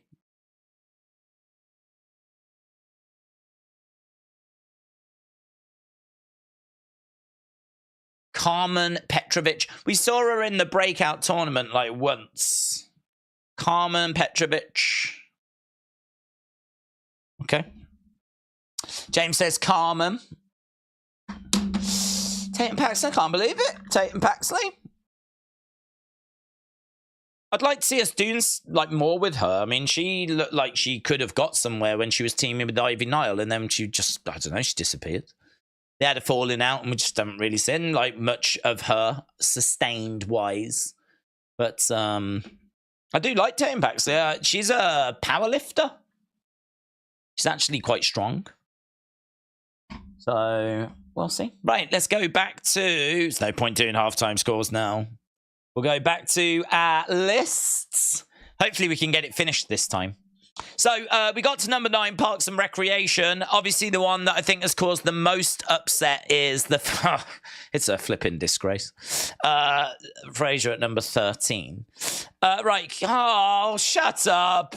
Who put this list together? Flipping Vince McMahon. Who gives a flip about something that happened in the 1950s? I've never even heard of it. I've never even heard of it. And this one in the middle looks like he just wants to be Laurel out of Laurel and Hardy. I don't know. I mean, the classic 39 episodes are what everyone remembers. It's considered the greatest one season. There was one season of it. Guys, this deserves to be here. Look, it ran from 55 to 56. It's probably like an American institution. It's probably one of those shows that everyone in America sits down and absolutely loves. But I've never heard of it, and you can't. I don't even need to watch it. You can't tell me this is better than Frasier. Shut up. Not having it. No. God, no. Everyone knows old stuff from the 50s and 60s and 70s is rubbish. Everyone knows that. It's probably all racist. It's surely this has been cancelled by now. I've never seen it, but it's probably bad. It's probably really bad. The Mary Tyler Moore Show went out on top, signing off in 77 at its peak of popularity. Betty White, I don't know, it's just a load of boomers I've never heard of. And even the writing in the background's the wrong way round. It's a flipping disgrace. MASH, I can let it off because it was so big. I think that isn't the final episode like one of the most watched TV things ever. So, I mean, I can let it off. But, I mean, I've seen bits of it. I mean, I think it's probably one of those where you have to really get to know the characters and watch each episode. I don't know that it's great for jumping in and just watching an episode, because I've watched the odd episodes, not full episodes. But my granddad was in the Korean War, and I honestly didn't know this covered the Korean War. I had absolutely no idea. I thought this was based on Vietnam. I thought they were in Vietnam. Were they never in Vietnam? I always thought MASH was Vietnam. MASH spent 11 seasons covering the Korean War, a conflict that only lasted a fraction of that time. That lifespan allowed the series to essentially have 3 separate runs under one title. As an anti-establishment farce, in the spirit of the film that inspired it, then a more warm-hearted and experimental sitcom. Do you remember the black and white documentary episodes? No. And finally, an earnest dramedy. What the hell's a dramedy? It's a drama comedy about the toil war had on army medical personnel. It gave us tear-jerking, epic-length season finale. Oh, God, I didn't get very far, did I? This is what happens when I go on a rant. We're going to make it. By the end of this stream, we're going to make it.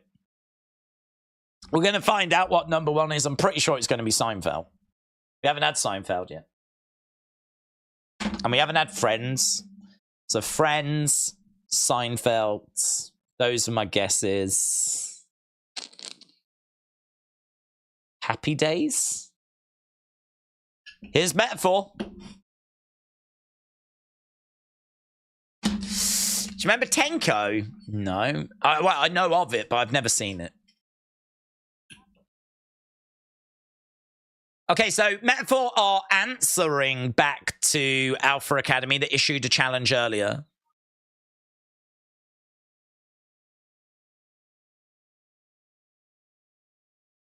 Chad Gable, you pushed me close. And I survived.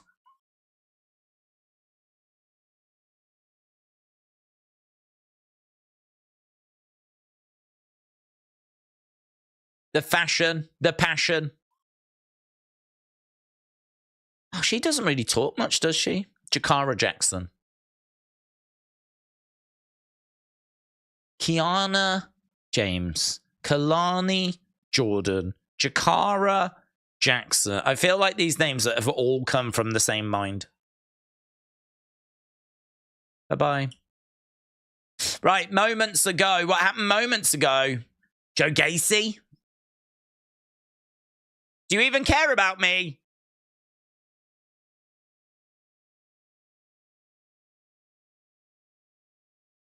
There's people in this world that think I'm beneath them. Oh, he was under the ring?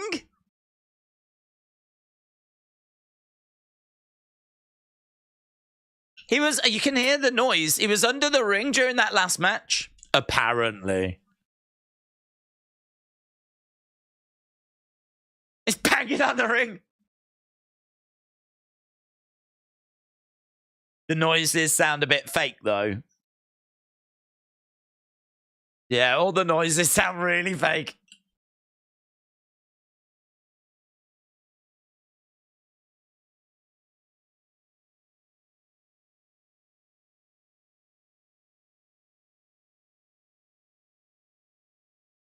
Okay, so more cryptic messaging. I don't think he really was under the ring. Here's Ariana Grace. Ariana Grace making her way down. Ariana Grace versus Carmen Petrovich. That was different. What's different? There's a lot of space under there. He's sitting, said J-Love. A lot of room. It's very spacious.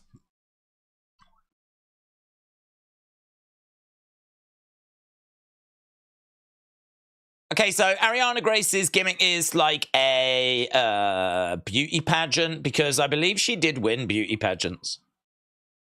Crowd are chanting for Carmen.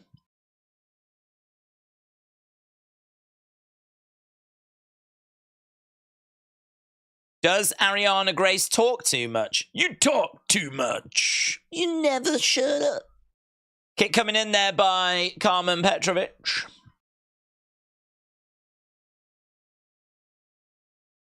Okay, they're locking up. Knee to the midsection. Carmen Petrovich goes down. Oh, she wants her to kiss her ring. I'll do it.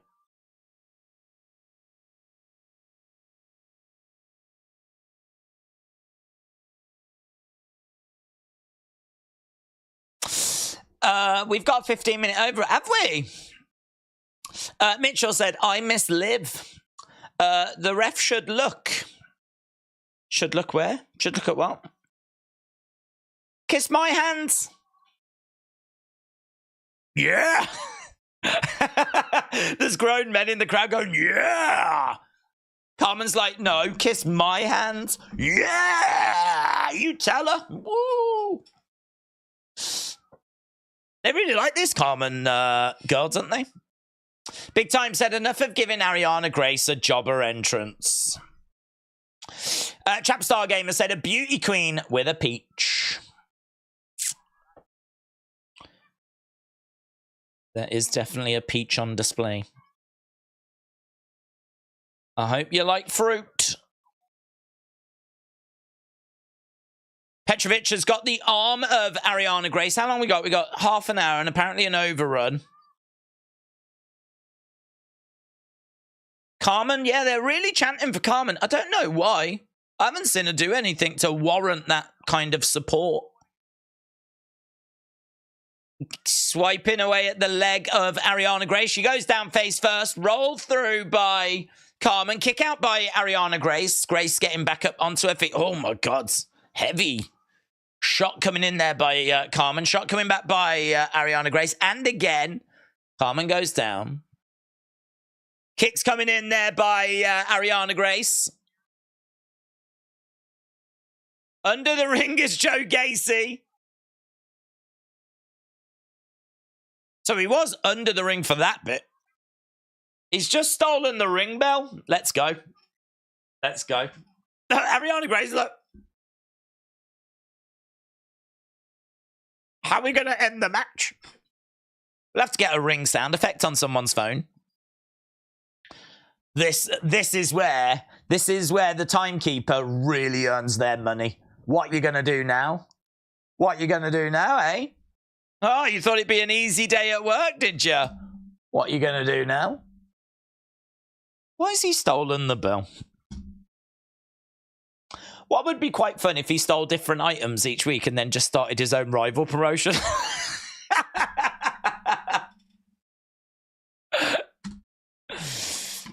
GXT. Let's go. Let's go. Does that mean that Joe Gacy is the bell end? That's a weird gimmick, said Crispy Chris. What a thief, said James. Right, well, let's try and wrap this up, shall we? Oh, I would never have got this. I've never seen this. Number 5. Anyone seen this? 71 to 79, All in the Family. A transformational show for TV. And a Rorschach test. Rorschach. That's the guy out of Watchmen, isn't it? Rorschach test. Blue collar main character Archie Bunker, I've heard of him, was a reactionary, a racist. I knew it. I said, didn't I? All these shows, all of these flipping shows get cancelled. Oh yeah, brilliant. So he was a racist, a sexist, a homophobe. Brilliant. Yeah, number 5. Let's put it number 5 on the list, shall we? Let's put it number 5. So he was a racist, a sexist, a homophobe who was forever getting into arguments with his wife. Oh, sounds hilarious. Oh, let me. Yeah. This is definitely better than Frasier. Definitely better than Frasier. Is this not, maybe this isn't a list of the best, but maybe it's like the most important. But even then, Frasier should be higher. What's this an actual list of? It can't be the best. You can't tell me that this bunker guy is flipping best. They said best. Best. Oh, you've put a racist at 5. I just don't understand. Let me read the rest of it. Perhaps it gets better. A racist, a sexist, a homophobe who was getting in his arguments with his wife and his liberal son-in-law, Michael Meathead Stivic. Budding sitcom mogul Norman Lear was clearly on Meathead's side, as were the show's more progressive viewers, but plenty of conservatives. President Nixon included, I'm falling asleep, took Archer as the hero and Meathead as the clown. The show's blunt discussion of current events was revolutionary, but so was its crude humour, as well as the theoretical, unlikable protagonist. In time, it would pave the way for Tony Soprano and other anti-heroes. I understand the argument of saying that it's an important show. I understand the argument of saying this show helped bring others along, right? But we're not talking about influential. We're not talking about the top 100 influential. We're talking about the best. And your little write-up there doesn't say to me that this is funnier than Frasier and Niles, right? Because they're hilarious.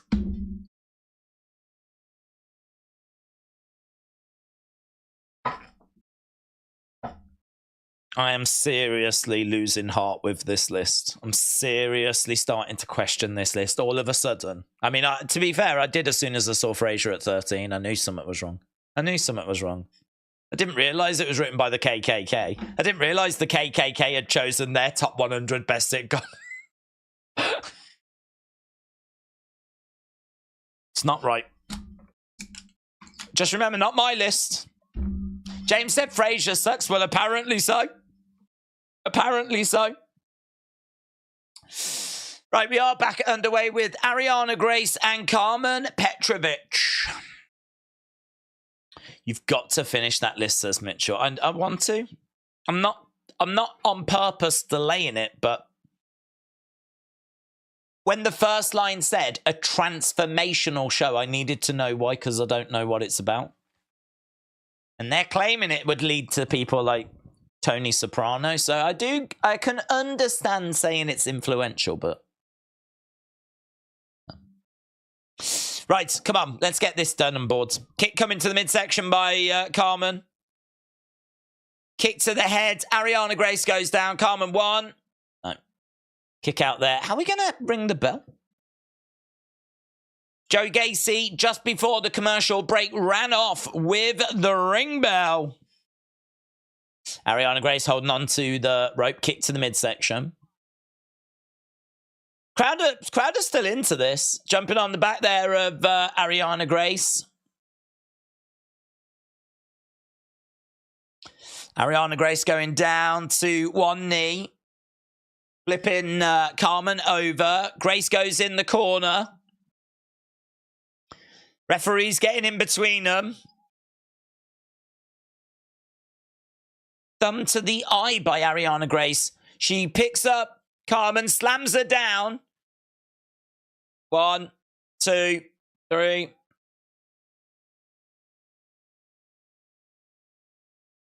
The timekeeper's like, what am I meant to do? There's Joe Gacy. He's got it in the crowds.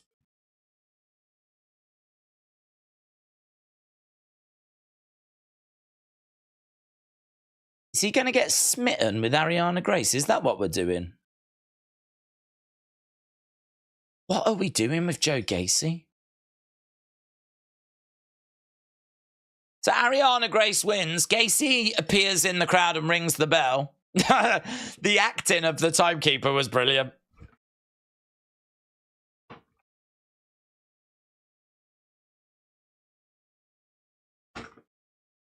Subtle. Really subtle. No, you nailed it, mate. You nailed it.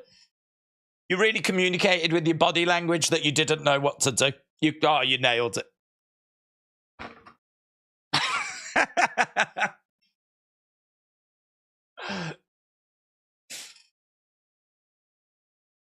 Right, we've got Wesley. We've got a big fatal four-way match coming up.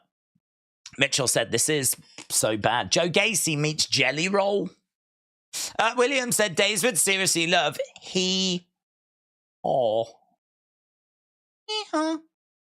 Never heard of that either. Oh, if it's got racism and homophobia and it's sexist and it'd probably be on this list. It's probably number 1. Midwest PG humor. Watch it, says William. I mean, I probably won't, but like... Nick said you got bad taste in sitcoms. Dudes. Come on. Come on. You can't tell me Frasier's not a goated show. Come on. I know we're all friends. Yeah, we're all friends.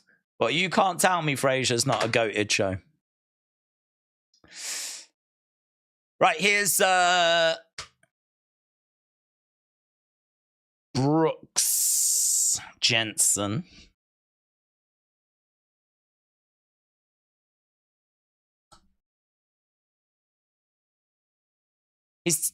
Okay, this is Lexis King, and he has been very hit and miss. I do like his entrance. I do like the throne thing sliding over from the side. That's cool. Okay, here's Lexis King. The Office at 23 blows my mind. Yeah, I don't disagree. That should have been higher. It's been a lot of boomer shows, man. I feel like this list was put together by someone that was like in their 90s. There's no ref. We've got a ref. Did they? Oh, and they've got the bell back as well now, which is good. Lexis King against Brooks Jensen. The entrance is dope, said Gerald. William said it's got various old-time country singers and tons of skits. It's so bad, it's funny, and the jokes are corny. Didn't Johnny Cash, just talking of country singers, he had a show, didn't he? Isn't there a Johnny Cash show? I'd watch that. Like a bit of Johnny Cash when the man comes around. It's funny, isn't it? I don't think we really did that in this country, but you did it a lot in America. If a singer or someone got big, like they seemed to get a show, like the Johnny Cash show. It was probably like a Glenn Campbell show. Perhaps it was more of a country thing. Was it like a country thing? I think, did Dolly Parton get a show? Everyone got a show? If you even got remotely famous, you had a show. I suppose there were so many channels, wasn't there? There's plenty of time for everyone to have a show. You can have a Sonny and Cher. Sonny and Cher. That's a good shout. They had a show. You can have a show. You can have a show. The Monkeys. They had a flipping show. And that show as well, do you know what? That was weird. That show used to be on, I don't know if it was Cartoon Network or if it was on Nickelodeon. It used to be on one of the kids' channels a little bit later. So once you came back from school, you had like, you know, Rugrats, Rocco's Modern Life, Doug, Sister Sister, Kenan and Kel. You know, you had those sorts of shows. And then once you kind of got past that period where the kids are off outside playing, or maybe they're having dinner, or they've gone out, whatever, something like Nickelodeon would get a bit strange. I always thought it got a bit strange. It became a bit weird at that point. It sort of leaned on older programming, like the Monkeys from like the 70s, whatever, and you could tell straight away it was different to what you'd just been watching. I mean, it was still all right. There's still some humor there, of course, but it was a bit trippy. It was a bit weird. Is that going to make it? Maybe the Monkeys could be at number 4. Who said that was the best time for Nick, Mr. Unfamiliar? Nick at Night. Is that what it was? Is that what it was called? It was called Nick at Night. Oh, let's have a look at that, shall we? Nick at Night. Yeah, I didn't know it was a thing. I didn't know it was an actual thing. Nick at Night. 2004 till present. Okay, well, what shows were on there? Is there a list of shows? Nick at Night shows. Nick at Night shows. Nick at Night international versions. Nick at Night shows. Oh, we're getting distracted. We're meant to be finishing that list. Nick at Night shows. List of programs broadcast Nick at Night. Here we go. I don't know if these are going to mean anything. These are... Original programming. Now, forget that. Programming from Nickelodeon. All that. Are You Afraid of the Dark? Goated. Crystal Maze. I don't know that was on there. Double Dare. Kenan and Kel. I don't remember that being like late. NFL Slime Time. Oh, that's more recent. Rugrats. Tyler Perry's Young Dylan. Oh, acquired program. This is probably it, isn't it? Alf. Look at this. Alfred Hitchcock presents. Alfred. Oh yeah, amazing. Alfred Hitchcock presents. That's the kind of the Beverly Hillbillies in the year 2000. Bewitched. The Bob Newhart Show. The Brady Bunch. Yeah, in the 90s. Yes. Cheers. Cosby Show. Yes, this is all the stuff. All this stuff. Family Ties. And all this kind of stuff. All this old boomer stuff that was being shown. Happy Days. Look at that. Happy Days running from 2002 to 2003. Home Improvements. Have they got the Monkeys? There we go. The Monkeys. Look at that. Ran from 88 to 97. I remember watching that. It must have been Nick at Night then that I was catching. Look at the Partridge Family. Oh my God. Pinky and the Brain. Goated. Roseanne. Sabrina. Best of Saturday Night. I don't think we got all these. Taxi. Young Sheldon was being shown recently. And then there's even more like the Addams Family and the Sonny and Cher Comedy Hour. That was being shown at Nick at Night. Wow. Memories. Moonlighting. Does anyone remember that show? Moonlighting. Didn't that have Sybil in it? Sybil Shepherd and Bruce Willis was in that show. This is, oh God, Leave It to Beaver. Leave It to Beaver. Party of 5, said A. Jobson. Daisy's acting like he's 17. I'm actually 21. And, yeah, I just remember, like, getting back from school and, like, it's weird. I mean, when you don't really know the history of TV or anything, and you're just watching these really old, random shows. I mean, yeah, you can look at them now and go, yeah, but the classics. But you don't know that when you're young, and you're like, what is this? This is nothing like Doug. This is nothing like Keenan and Kel. Okay, Lexis King on the back of Brooks Jensen. James said, I wonder if we'll ever find out who NXT Anonymous is. Maybe at the very end, but to be honest, I think it is more a vehicle to show us things that we shouldn't be seeing. I think it's one of them, isn't it? People always ask, why is there a camera there? So they've sort of answered that by having NXT Anonymous just around, seemingly always in the right place at the right time. So I don't think it's more about who that person is it's more like it's just a way of being able to show you things. But eventually they might tell us. Probably turn out to be Hornswoggle. Back elbow there by Brooks. And Lexis King going down. William said all the CSIs and Law and Orders. Mitchell said finish that 5, top 5. We will. We'll get there. Don't worry. Brooks Jensen has got a hold of Lexis King. Reversal. Brooks goes into the corner. Big boot coming in. Brooks is climbing up top, looking for a missile drop kick, which he finds. Down goes Lexis King. 1, 2.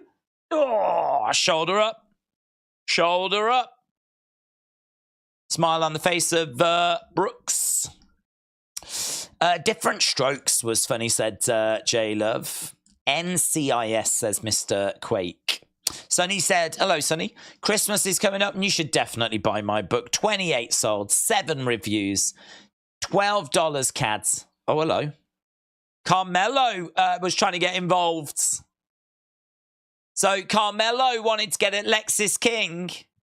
That's going to distraction allow Alexis King to plant Brooks and secure the win. 1, 2, 3.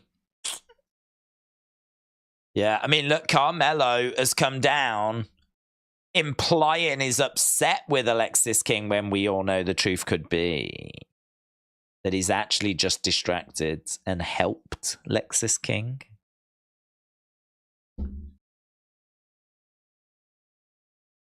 All makes sense, doesn't it? It does. It all adds up. NXT. A brand focused on innovation.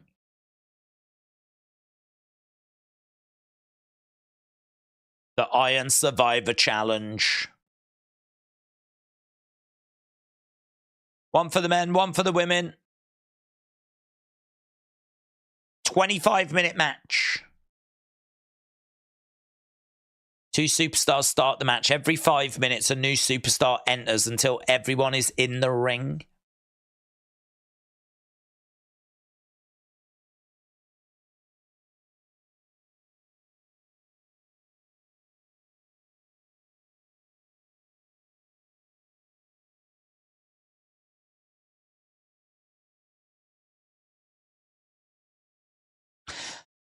I tell you, the thing that bugs me about this match is the fact that if you're the last person in, you've lost a lot of time. I mean, it could be that you can't win it, because it could be that you don't have enough time to get the pinfalls. I understand you can say the look of the draw and everything, but if you draw number 1, you haven't lost the Rumble until you're eliminated. But there is a chance that if you're the last person in the Iron Survivor, you might just not have enough time to get enough pinfalls in to catch up with the person that's already secured. I don't know, someone might have got 7 by the time you get in, and you're going to have, what, 5 minutes to try and get 7 pinfalls.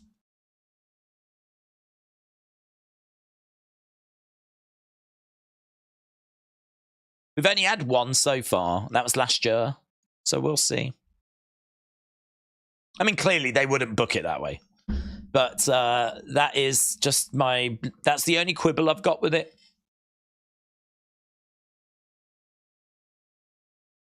Wesley in the ring. It's like NXT's King of the Mountain. Wes versus Bronson versus Johnny versus someone else. Who is it?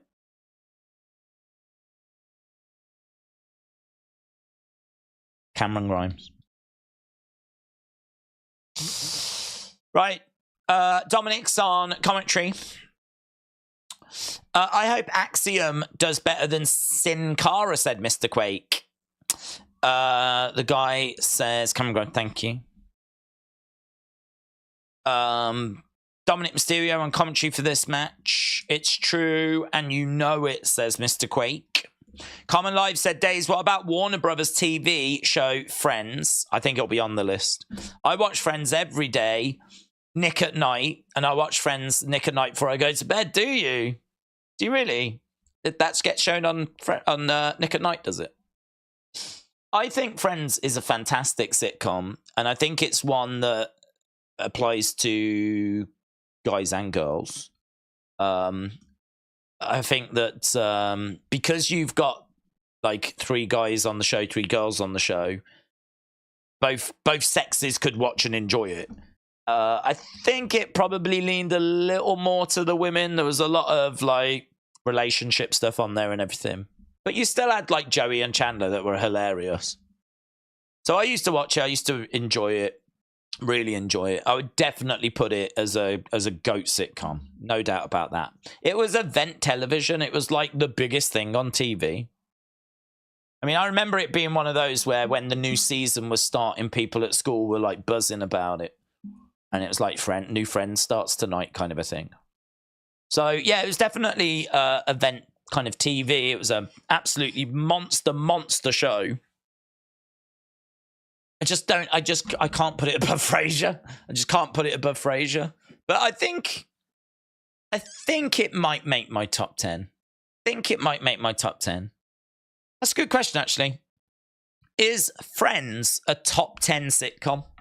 If you think about all the sitcoms that we've just been talking about with The Office and Frasier and Curb Your Enthusiasm and Seinfeld, and I don't know, maybe you like them boomer shows. The other ones, is Friends a top 10 sitcom for you? We'll ask the question, see what people think. Right, Matt Carney said CM Punk's going to appear on EastEnders Christmas special. Well, I hope that's true. I really hope that's true. Mitchell said my bench is Sam from Cheers, which I think we discussed that. I still haven't got over it.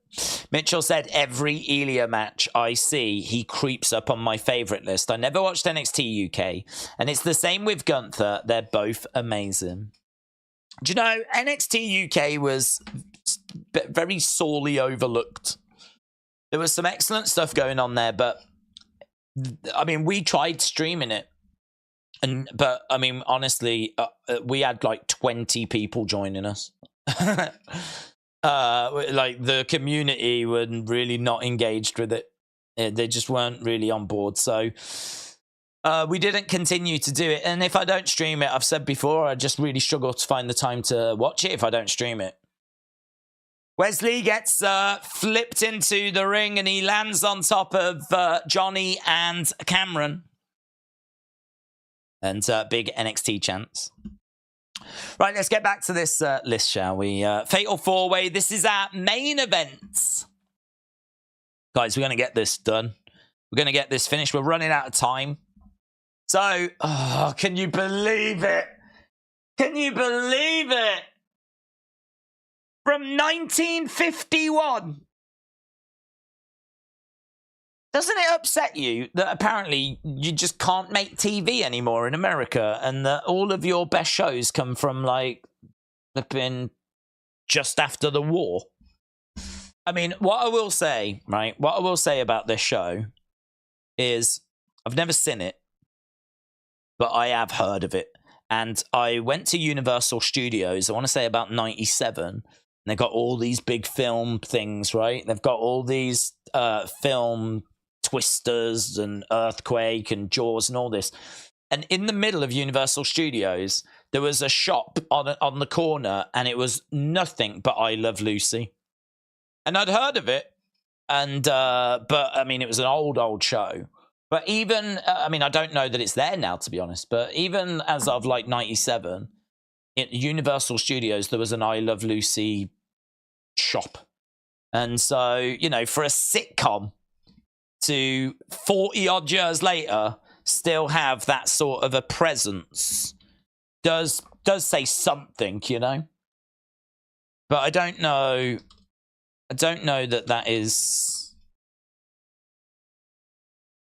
I'm trying to find it. Universal Studios, Florida. This was it. So, I mean, I never went in because who cares? But there was a whole floor layout, look, behind the scenes model that they had of like everything. I'm guessing her dresses were on display. I don't know if it's still there, to be honest. But that's what it looked like. Lucy, a tribute. What remains of Lucy? Actually, do you know what? I'd like to see that. I'd be interested to watch that. What remains of Lucy, a tribute at Universal Studios, Florida? It probably has been changed into something else now.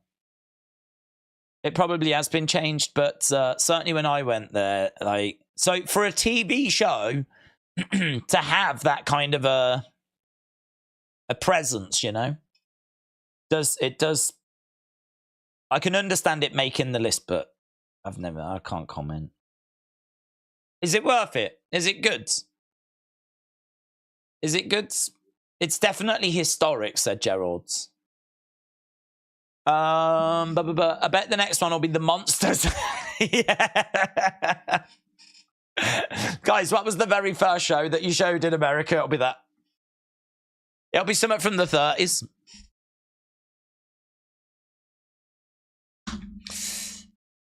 We will finish it. We will finish it. Even if we have to just... Because I think the last one's going to be really super obvious. It's got to be Friends, Seinfeld, and Happy Days. But I don't know about Happy Days. Cheers. Have we done Cheers? Cheers, Friends, Seinfeld. I promise you, I've not looked at the list because every time we click on it, look, it's always in the same place that it was. That is what I can see on the other screen. So I don't ever move it or check, but Friends has not been mentioned unless it was earlier. It's going to be on the list. Seinfeld is regarded as the best. It's going to be on the list. And if Frasier makes it at 13, I've got to think Cheers will be in there. Unless you think it'll be Golden Girls. Okay. Simpsons. Okay. Okay. Well, okay. Yeah, because we did have South Park. I say Veep. Chop coming in there by Wesley, and the crowd are very vocal. Well, we'll have a look. Those are my 3 guesses, but yeah, I think Simpsons is a good shout.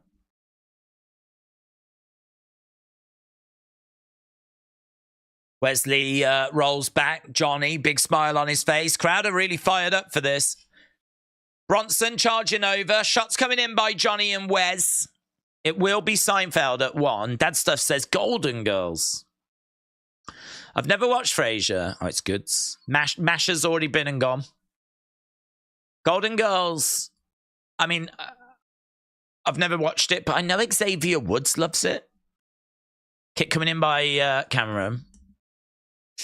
What numbers was the Jeffersons? We never got to it. I don't know. I don't really want to go back because then that might show me some of the other ones that have been mentioned. I just want to leave it on I Love Lucy where it is at the moment. Modern Day. Well, no, Modern Family. Did they get mentioned? That was huge. Modern Family was massive. What about SpongeBob? I think it would probably be more classed as a kid's cartoon than like a sitcom. I don't think it would qualify. Slingshot, wow. Cameron, wow. Cameron Grimes just got slingshotted into Bronson Reed's junk. Oh, wow. He just, oh, wow.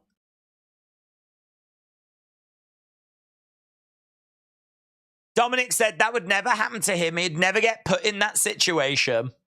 Vic Joseph said Mommy wouldn't be happy if that happened to you. Inverted atomic drop there by Cameron Grimes. Kick to the midsection as Johnny goes down. Cameron Grimes boot to the side of the head. I still don't quite get why these ex-NXT people want to be North American champion. Wow. Double head scissor takeover by Cameron Grimes. Taking over, I think it was Wesley and Johnny Gargano. Is the Three Stooges a sitcom? Was it a sitcom? These two charging over at each other, and they keep moving out the way. Wesley goes through the ropes, crashes into Bronson Reed. Big boot there by Cameron Grimes. Top rope enziguri by Johnny Gargano. Non-stop, man. Non-stop.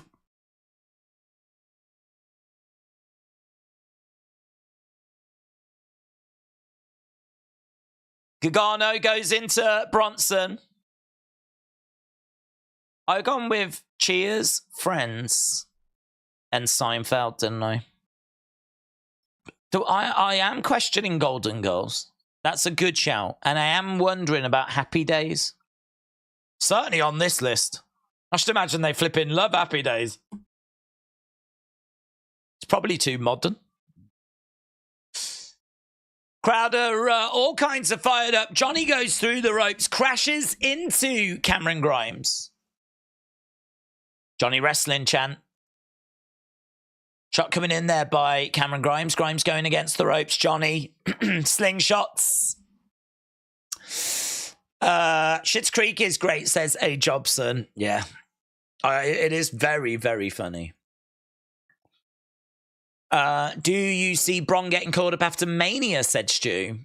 I think it's hard to know when. I think he can get called up at any point. It's just a case of when they feel they can use him.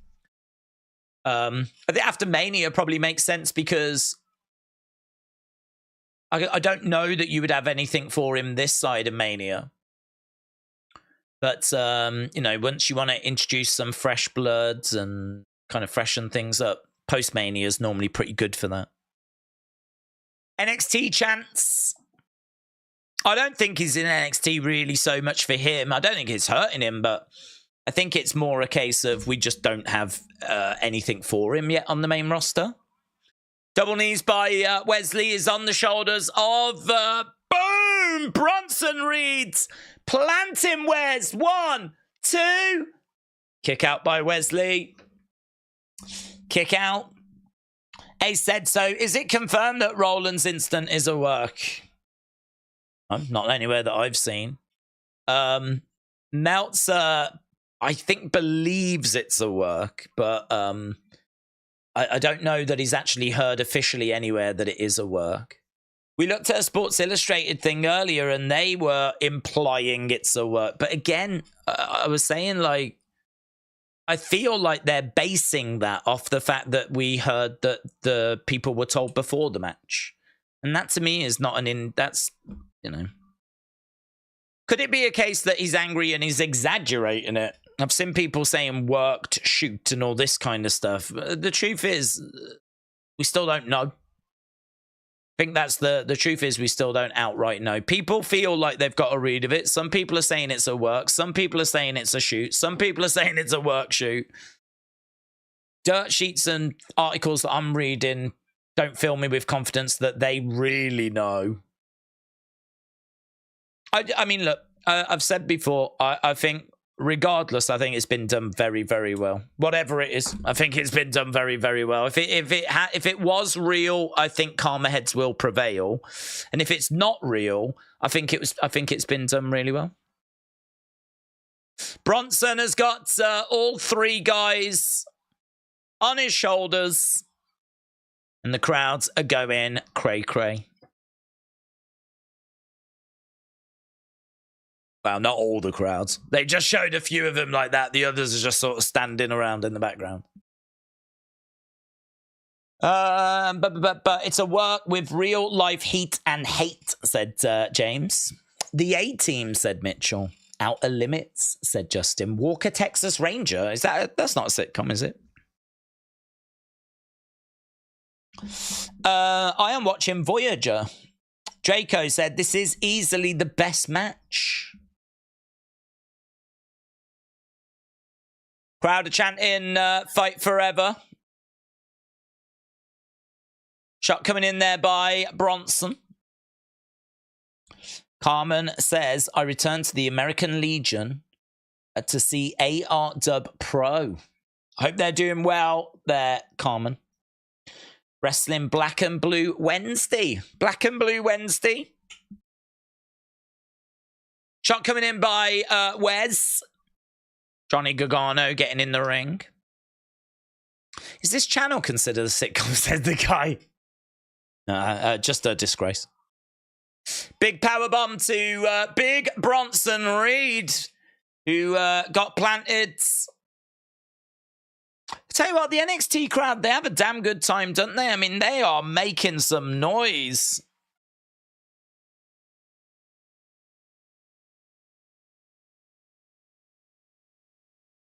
Wesley on his feet. Bronson is down.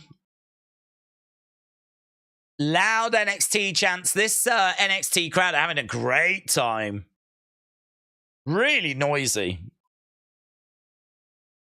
These guys throwing in strikes. Shot there by Cameron Grimes. Wesley unloading. Kick coming in. Misses Wesley. Cameron Grimes round the back of Wesley. Back elbow there by Wesley. Tries to botch. Botchy botch. That was a car crash. So there was a crossbody, but it was, I think they weren't quite on the same page. Wes goes against the ropes. That's what they were trying for. There she is. They were trying for that kind of crossbody into a Spanish fly. If at first you don't succeed, try again. Cameron Grimes, Enziguri kick there by Johnny Gargano. Gargano back in the corner. Charging over, gets punched in the face by Cameron Grimes. Went for a stomp. Didn't get it. Round the houses, Johnny takes down Gargano. Escape applied. Gargano escape applied to Cameron Grimes. Lee breaks up the move. Now Bronson's coming in. Now he's picking up Wes and hurls him in the corner. So that's sent on. Man. Bronson with the sentons. I mean, they did. I think he caught Johnny a little bit. He caught him in the midsection, but he caught him like really low.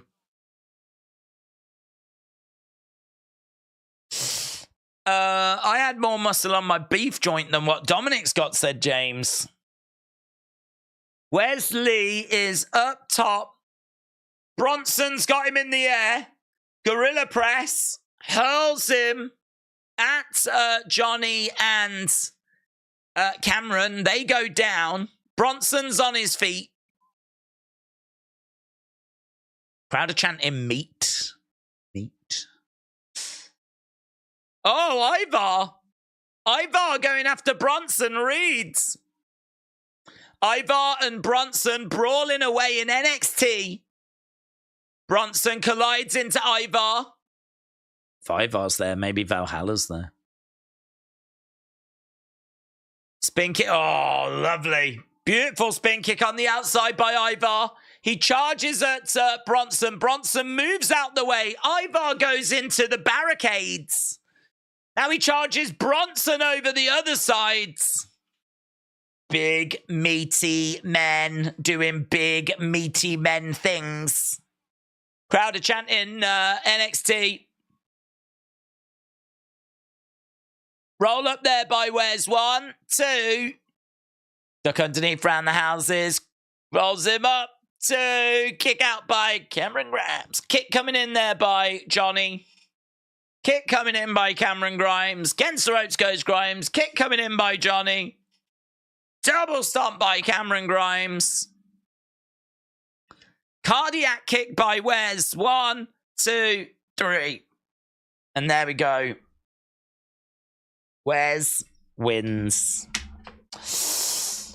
Vin said, NXT stopped being developmental about 7 months ago. A. Jobson said, I'm glad the main event got time. Carmen said, what was your reaction when R-Truth, Randy Orton, and CM Punk turned up? I was very pleased. Big Bun, shout out to you. Their match, Twipson. Their match on Raw was awesome. Well, there was a lot to unpack in that main event, wasn't there? Lots of spots. Lots of action. Go, go, go. I mean, it was, man. There was no... Literally, someone set the car off at 200 miles an hour, put a brick down on the accelerator and just let that thing ride. That's what that match felt like. It was just a blur of activity. Ivar is really wearing ring gear just for an attack. Does he ever wear anything else? That's what you should think. Does he have any casual attire? Who knows? So, Dirty Dom against Wesley. Not the biggest surprise in the world. I think we knew it was going to go that way. Right. Outside, we have got Roxanne and Kiana. Wow. They're really chucking each other around, man. Roxanne and Kiana battling away. I like the camera work. Camera work's really like it's hard to see exactly, like, but it's good. Good. Right, let's end this poll. Is Friends a top 10 show? Yes, 64%. Not as wide as I thought it may have been. Let's see what people's scores are. 8 to 10. 7 2 7 7 5 6 2 6 7 5 5 7 5 or below. Boom. Johnny Gargano needs a heel turn. The guy has been ice cold. The NXT parking lot ain't safe. Dave seemed to confirm the Raw Warner Brothers talk on Twitter. Oh, is there something juicy that we need to get to? We do need to get these final 3, but let's have a look. Let's have a look and see. Also. Dave Meltzer.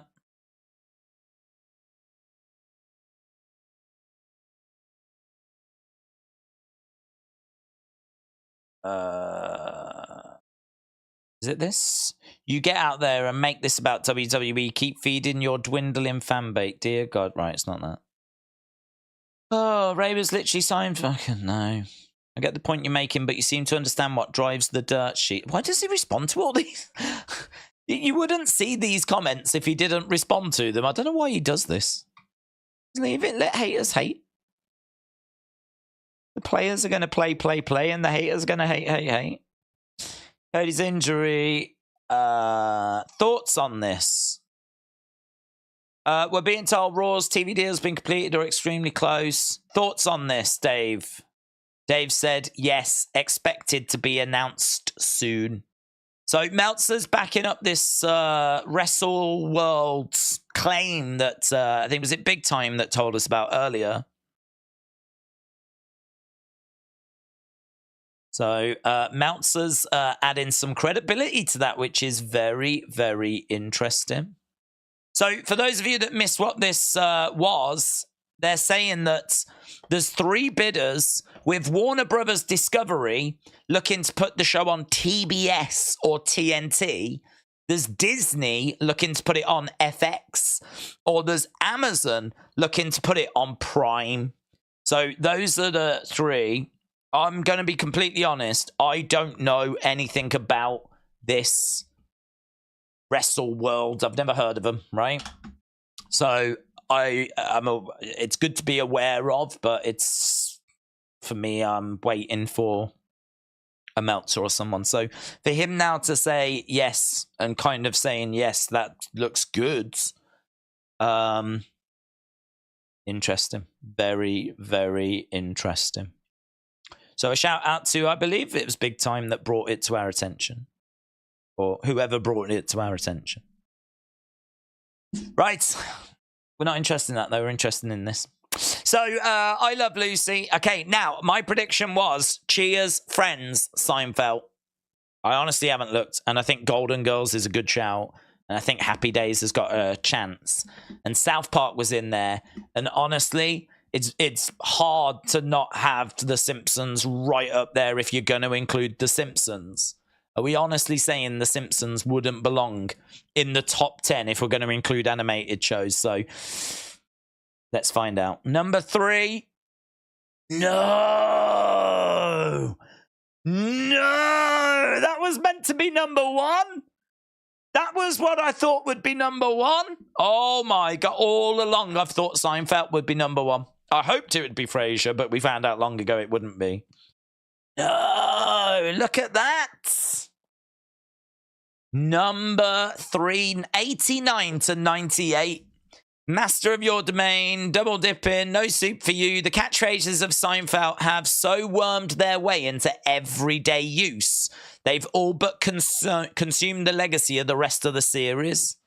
Perhaps this is because one of those phrases, a show about nothing from season 4, undersells exactly what Seinfeld did so brilliantly.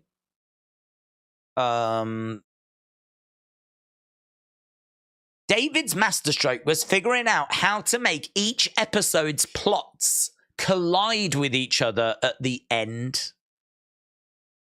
I need to really get into this show, don't I? I mean, I tried to watch the first series. It just didn't grab me, man. But I thought it was okay. I mean, I'm sure it gets good. It must get really good. But the first season, I was like, yeah. Is that a controversy? I think it is. That's an absolute robbery, said Mitchell. I hated that show, said J-Love. I think Ed Sullivan. Okay. Okay. Who the blank rank this? This is like a Meltzer list, said Aubrey. Where's Family Guy, said Argendaz. Okay, well, listen. I honestly thought it would just be bang, bang, bang. Yeah. Friends, Cheers, Seinfeld, whatever, right? At least, okay, so, well, look, no great surprise Seinfeld's in there, but a surprise that it's number 3. Let's see what's number 2. This is good, man. This is good. Number 2. Oh, Cheers! Yeah! Oh, let's go, baby! But it's not better than... I ain't having that as better than Frasier. Although, I will say, in Boston, we know there's a Cheers bar, and there's actually one in London, right? That's the logo up front. It doesn't look exactly, I don't know how it looks inside. Maybe it does look like it inside, but on the outside, it doesn't look like the outside. But I don't know that in Seattle there's like anything to do with Frasier. I know you can't really judge things by that, but you could make that argument if you really wanted to. Stephen, shout out to you, buds. Oh, people are going. Do we not need to finish this? Do we not need to? Is everyone going now? Gerald said we all knew about Cheaters. Yeah. Do you remember Adult Swim? I do remember Adult Swim. I didn't really watch it much, to be honest. Friends, Defo number 1, said Hungdas. That would mean no Golden Girls. Yeah, Friends has got to be number 1 in it. It's got to be. Let's have a look. Let's have a look. What?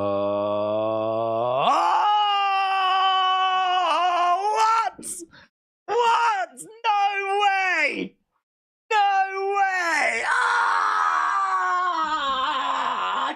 told you I didn't look. I promised you I didn't look, and I didn't look. Wow, no, friends.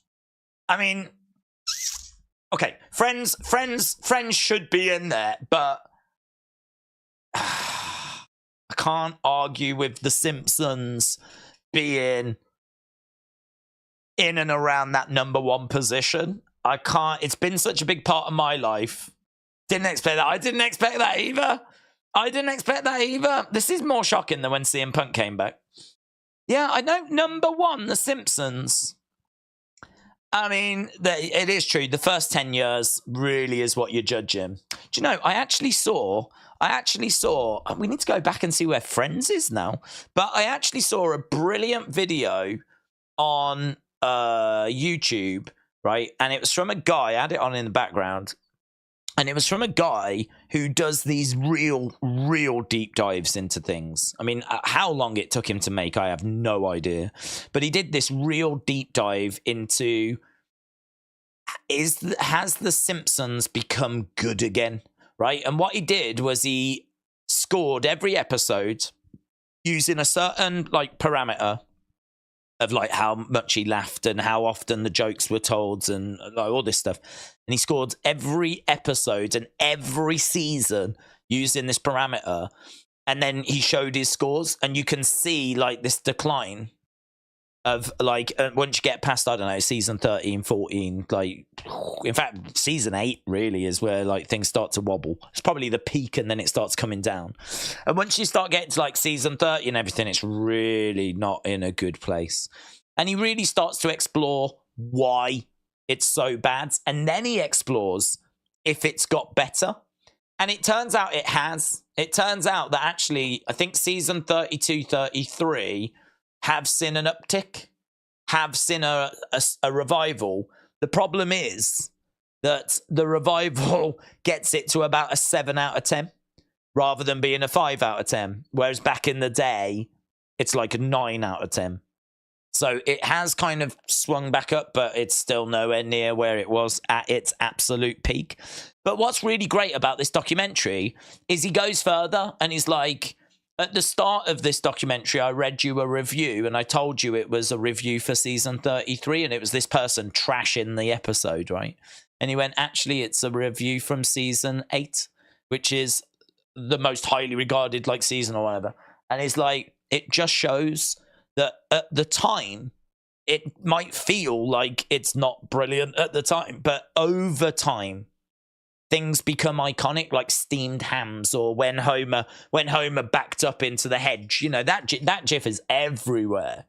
But at the time, it was a moment in the show that people enjoyed, but probably weren't mental about, right?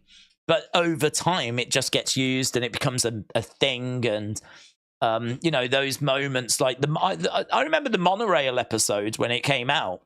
I remember enjoying it, and I remember the song more than anything else. And I remember thinking, like, yeah, that was good. But that episode, and really around that time, has just become, like, biblical now. Everyone just, like, worships all this kind of stuff. Like, and the monorail episode's regarded as one of the absolute best episodes. And I remember really enjoying it at the time. I'm not saying it was bad at the time, but, like, I do think there's something in that. I do think there's something in watching something at the time and enjoying it and appreciating it and going, yeah, that was good. That was really good. I enjoyed that. But then over time, like, it grows in stature. I think that probably applies to a lot of things. Probably applies to wrestling and a lot of stuff as well. The Attitude Era, definitely. I think the Attitude Era had a lot of really great stuff, as we've said, but I think it had a load of rubbish as well. There was a lot of, once you got past the top end of the card, there was a load of nonsense that was being peddled out there as well, which conveniently gets forgotten about. And I thought it was interesting that with this Simpsons thing, there was this comment that they tricked you into thinking was from a more recent series, but it was actually from, like, the heyday. And they showed others. I mean, it wasn't an isolated comment. Clearly, there was people watching at the time that thought that even at season 8, thought that it was nowhere near as good as season 2 or 3. And at season 8, they thought it was garbage. Now we're at season 30. 30 odd, dreaming of it being as good as when it was season 8, and actually a lot of people worship a lot of like season 8 or whatever. So it goes on for like a good hour and a half, this program, this documentary, all to do with the Simpsons. Is it as good as it used to be? It's a really, really well researched, well thought through, well presented documentary. I thought it was excellent. Love that kind of stuff, man. I really enjoy that kind of stuff. I really enjoyed that. And that, for me, this is where YouTube said it's best. This is where YouTube said it's best.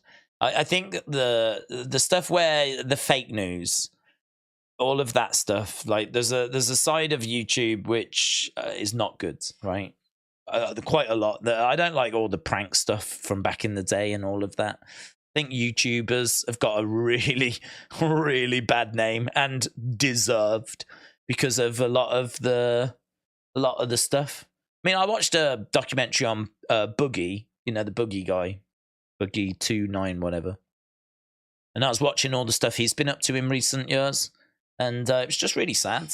It was really sad watching people that have had like real fame, serious fame. I mean, he is known by a lot of people.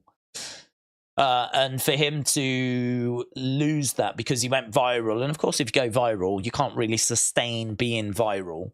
And so watching him trying different things, trying to remain kind of at that level, and then, you know, just kind of trying and crashing, and his emotions being all over the place and everything. And I didn't really know much about him.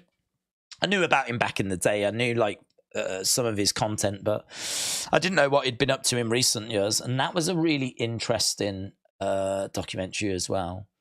I don't know. I mean, that one, because it's talking about someone, I don't know how I feel about that as much. I prefer the Simpsons one.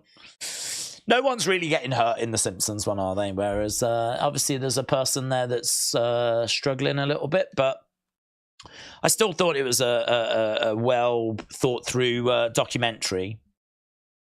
But yeah, wow. I mean, as we said, this is going to be here for these first 10 years. It won't be the more recent stuff. Look, do you know, I also heard a rumor that they were doing a new film. I don't know if you've heard this. Simpsons film new. I don't know what this is about. Look at this.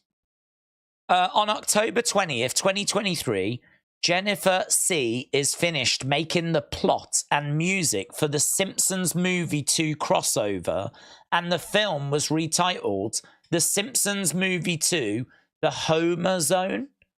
Apparently 2024-2025. What does this mean? The Simpsons Movie 2. Is this a fan thing or something? I don't know what this is. Is a 2D CGI adaptation of the sitcom The Simpsons. It follows The Simpsons as they must save Springfield and rescue the Chop Chops with help of Homer's dog friends. What is this? I don't know what this is. Simpsons Movie 2. But it's on simpsonsfandom.com. Simpsons movie sequel rumored to be in the works. That was 3 days ago from comicbook.com. Simpsons fans have been hoping to see a second movie ever since the sequel was teased during the credits of the Simpsons movie, and a sequel might actually be in the works, according to a new rumor. The Simpsons hit the big screen with their first film in 2007, and talk of a new Simpsons movie has floated around over the past few years. Talks of potential have heated up, and a new rumor that they and the staff have been working on a new sequel. I mean, it would be a no-brainer, because even if it didn't hit cinemas, I mean, look at this. The Simpsons movie is about to arrive in 2022. I don't know. I don't know that we do get that, to be honest, but that was something I read the other day that I was like, really? I'd love it. I think sometimes there's a fear of things, like with Frasier, the new Frasier, there's a fear of bringing it back and ruining the original, but I just don't know that you can. I don't know that you can. nothing's going to ruin those 11 seasons of, unless you do something that makes me look at them in a different light, unless you ruin the Frasier character, like, I don't know, gets arrested for paedophilia or something, that would ruin the 11 seasons. But as long as you don't do anything completely stupid, and like, you just, you know, I mean, I think this reboot of Frasier has been really good. And if a second Simpsons movie just bombs, it won't change my appreciation of The Simpsons. You know? Yeah, we'll say, oh, they should have stopped at such and such point, but let's just do another film and see, you know? It won't live up to expectation, but you might still get a few laughs out of it. And you could chuck that thing on Netflix, Disney Plus. Do you know what I mean? There's a lot of streaming platforms that are desperate for content. You drop a new Simpsons film. Why not? Right, what I wanted to do is, we are going to wrap up, but I wanted to just see where Friends was, because like me, you probably are a bit surprised that it was not near the top. We did the top 25. It officially is not a top 25 show. And it wasn't 26 either, because that was a Boomer show. Here we go. 25 is where we started, and we saw this. So was it 27? No. Louis was 27. Malcolm in the Middle was 28. It's Always Sunny in Philadelphia, which I am surprised wasn't higher, actually. All I hear is people raving about that show. 29. The UK Office coming in at number 30. 40 Towers is beloved in the UK. 31. Golden Girls at 32. 1985 to 1992. Why do people love that so much? Why does Xavier Woods love that so much? I'm guessing it's probably just nostalgia. But it is like for old women.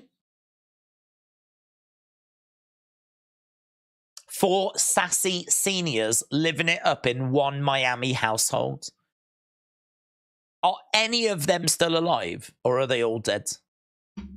Are any of them still alive? Let's have a look. Let's have a look at Golden Girls. Golden Girls. Golden Girls.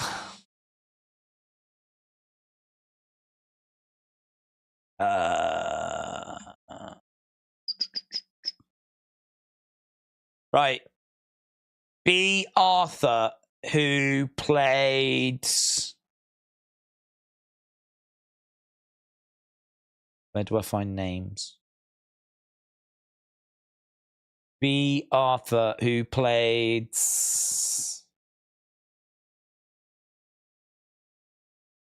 Dorothy. Dead. Betty White. Dead. Who was she? She was... Who was she? Betty White.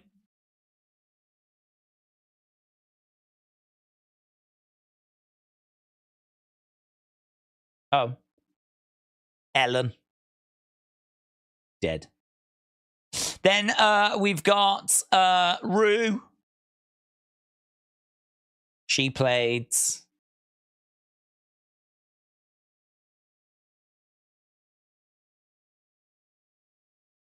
Where is it? Where is it? Oh, films. Looking at films. TV. Blanche. Dead. Dead. And then Estelle.